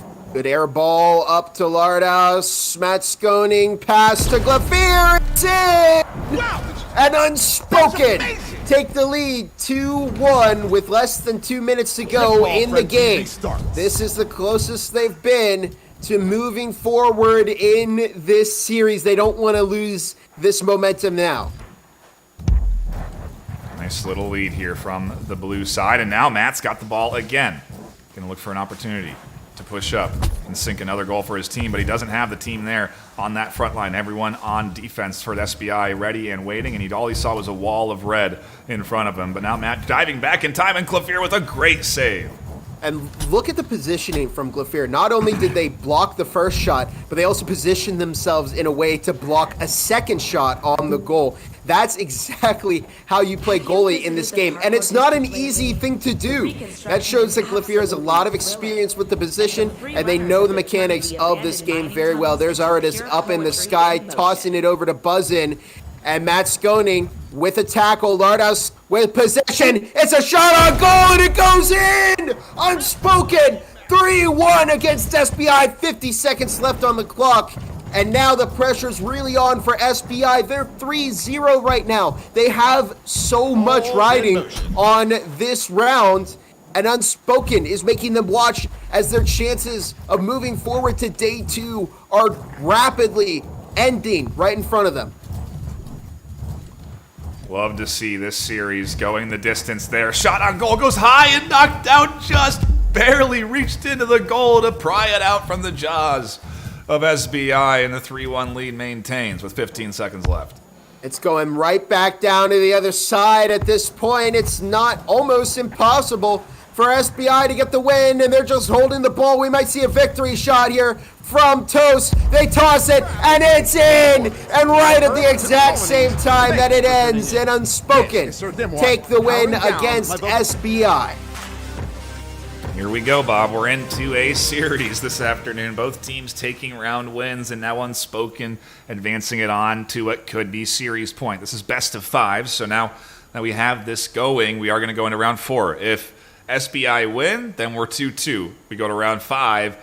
Winner there, likely to be crowned first or second in this round robin and get that high seed to go into tomorrow, where we take the top 8 teams and battle them out against each other in a single elimination bracket, where eventually we have a top squad crowned the Pioneer Cup EU champion. A little bit of cash prizing going into their pocket, but ultimately, the prestige, Bob, of winning the first ever VRML hosted tournament in Orion Drift. Not easy to do, by the way. They've been playing for, 5, almost 6 hours now. And it has been, one tough opponent after the other. It's been a battle of attrition for these teams. And so to get to this point, and if you're SBI, to be at that deficit where one more win could spell the first loss for your team here, let it rip. It definitely would make me nervous. Here we go. The lead in Unspoken's hand on the blue team. SBI on the red, trying to pick up another round to push this to a best of 5. As Sam does a nice job clearing it out, maybe an opportunity to attack for SBI. I feel like we haven't seen a lot of those lately. Glafir up in the sky, and to your point, we haven't seen too much SBI attack opportunity. They'll get it down to the goal. It'll get blocked by Glafir or Matt Skoning or Toast or And then it'll just go right back down to the SBI end. And it looked like history was repeating itself right now. Matt Skoning taking the air ball, but a good tackle. Look, they're double teaming Matt Skoning there, not letting Unspoken have the opportunity, and it's another good block from Toast. I thought that one was going in, but again, defense from Unspoken stops SBI in their tracks. Somehow gets there in the nick of time to save that ball from going through, and now as we dribble up through the top, a beautiful pass to Buzzin. They're going to cross it back up through the middle to a radius, and this is a nice push up from this team, but again, the defense coming through. Matt denies the ball entry into the goal. Skoning with a shot on goal. But Samsey there to stop it. Matt looked to get control back, but it just didn't work. Samsey tossing it back over to Aratus, and this could be SBI's chance to get a score here against Unspoken. Toss to I do not know, intercepted by Matt Skoning, and again the goalie work here from Unspoken has saved them.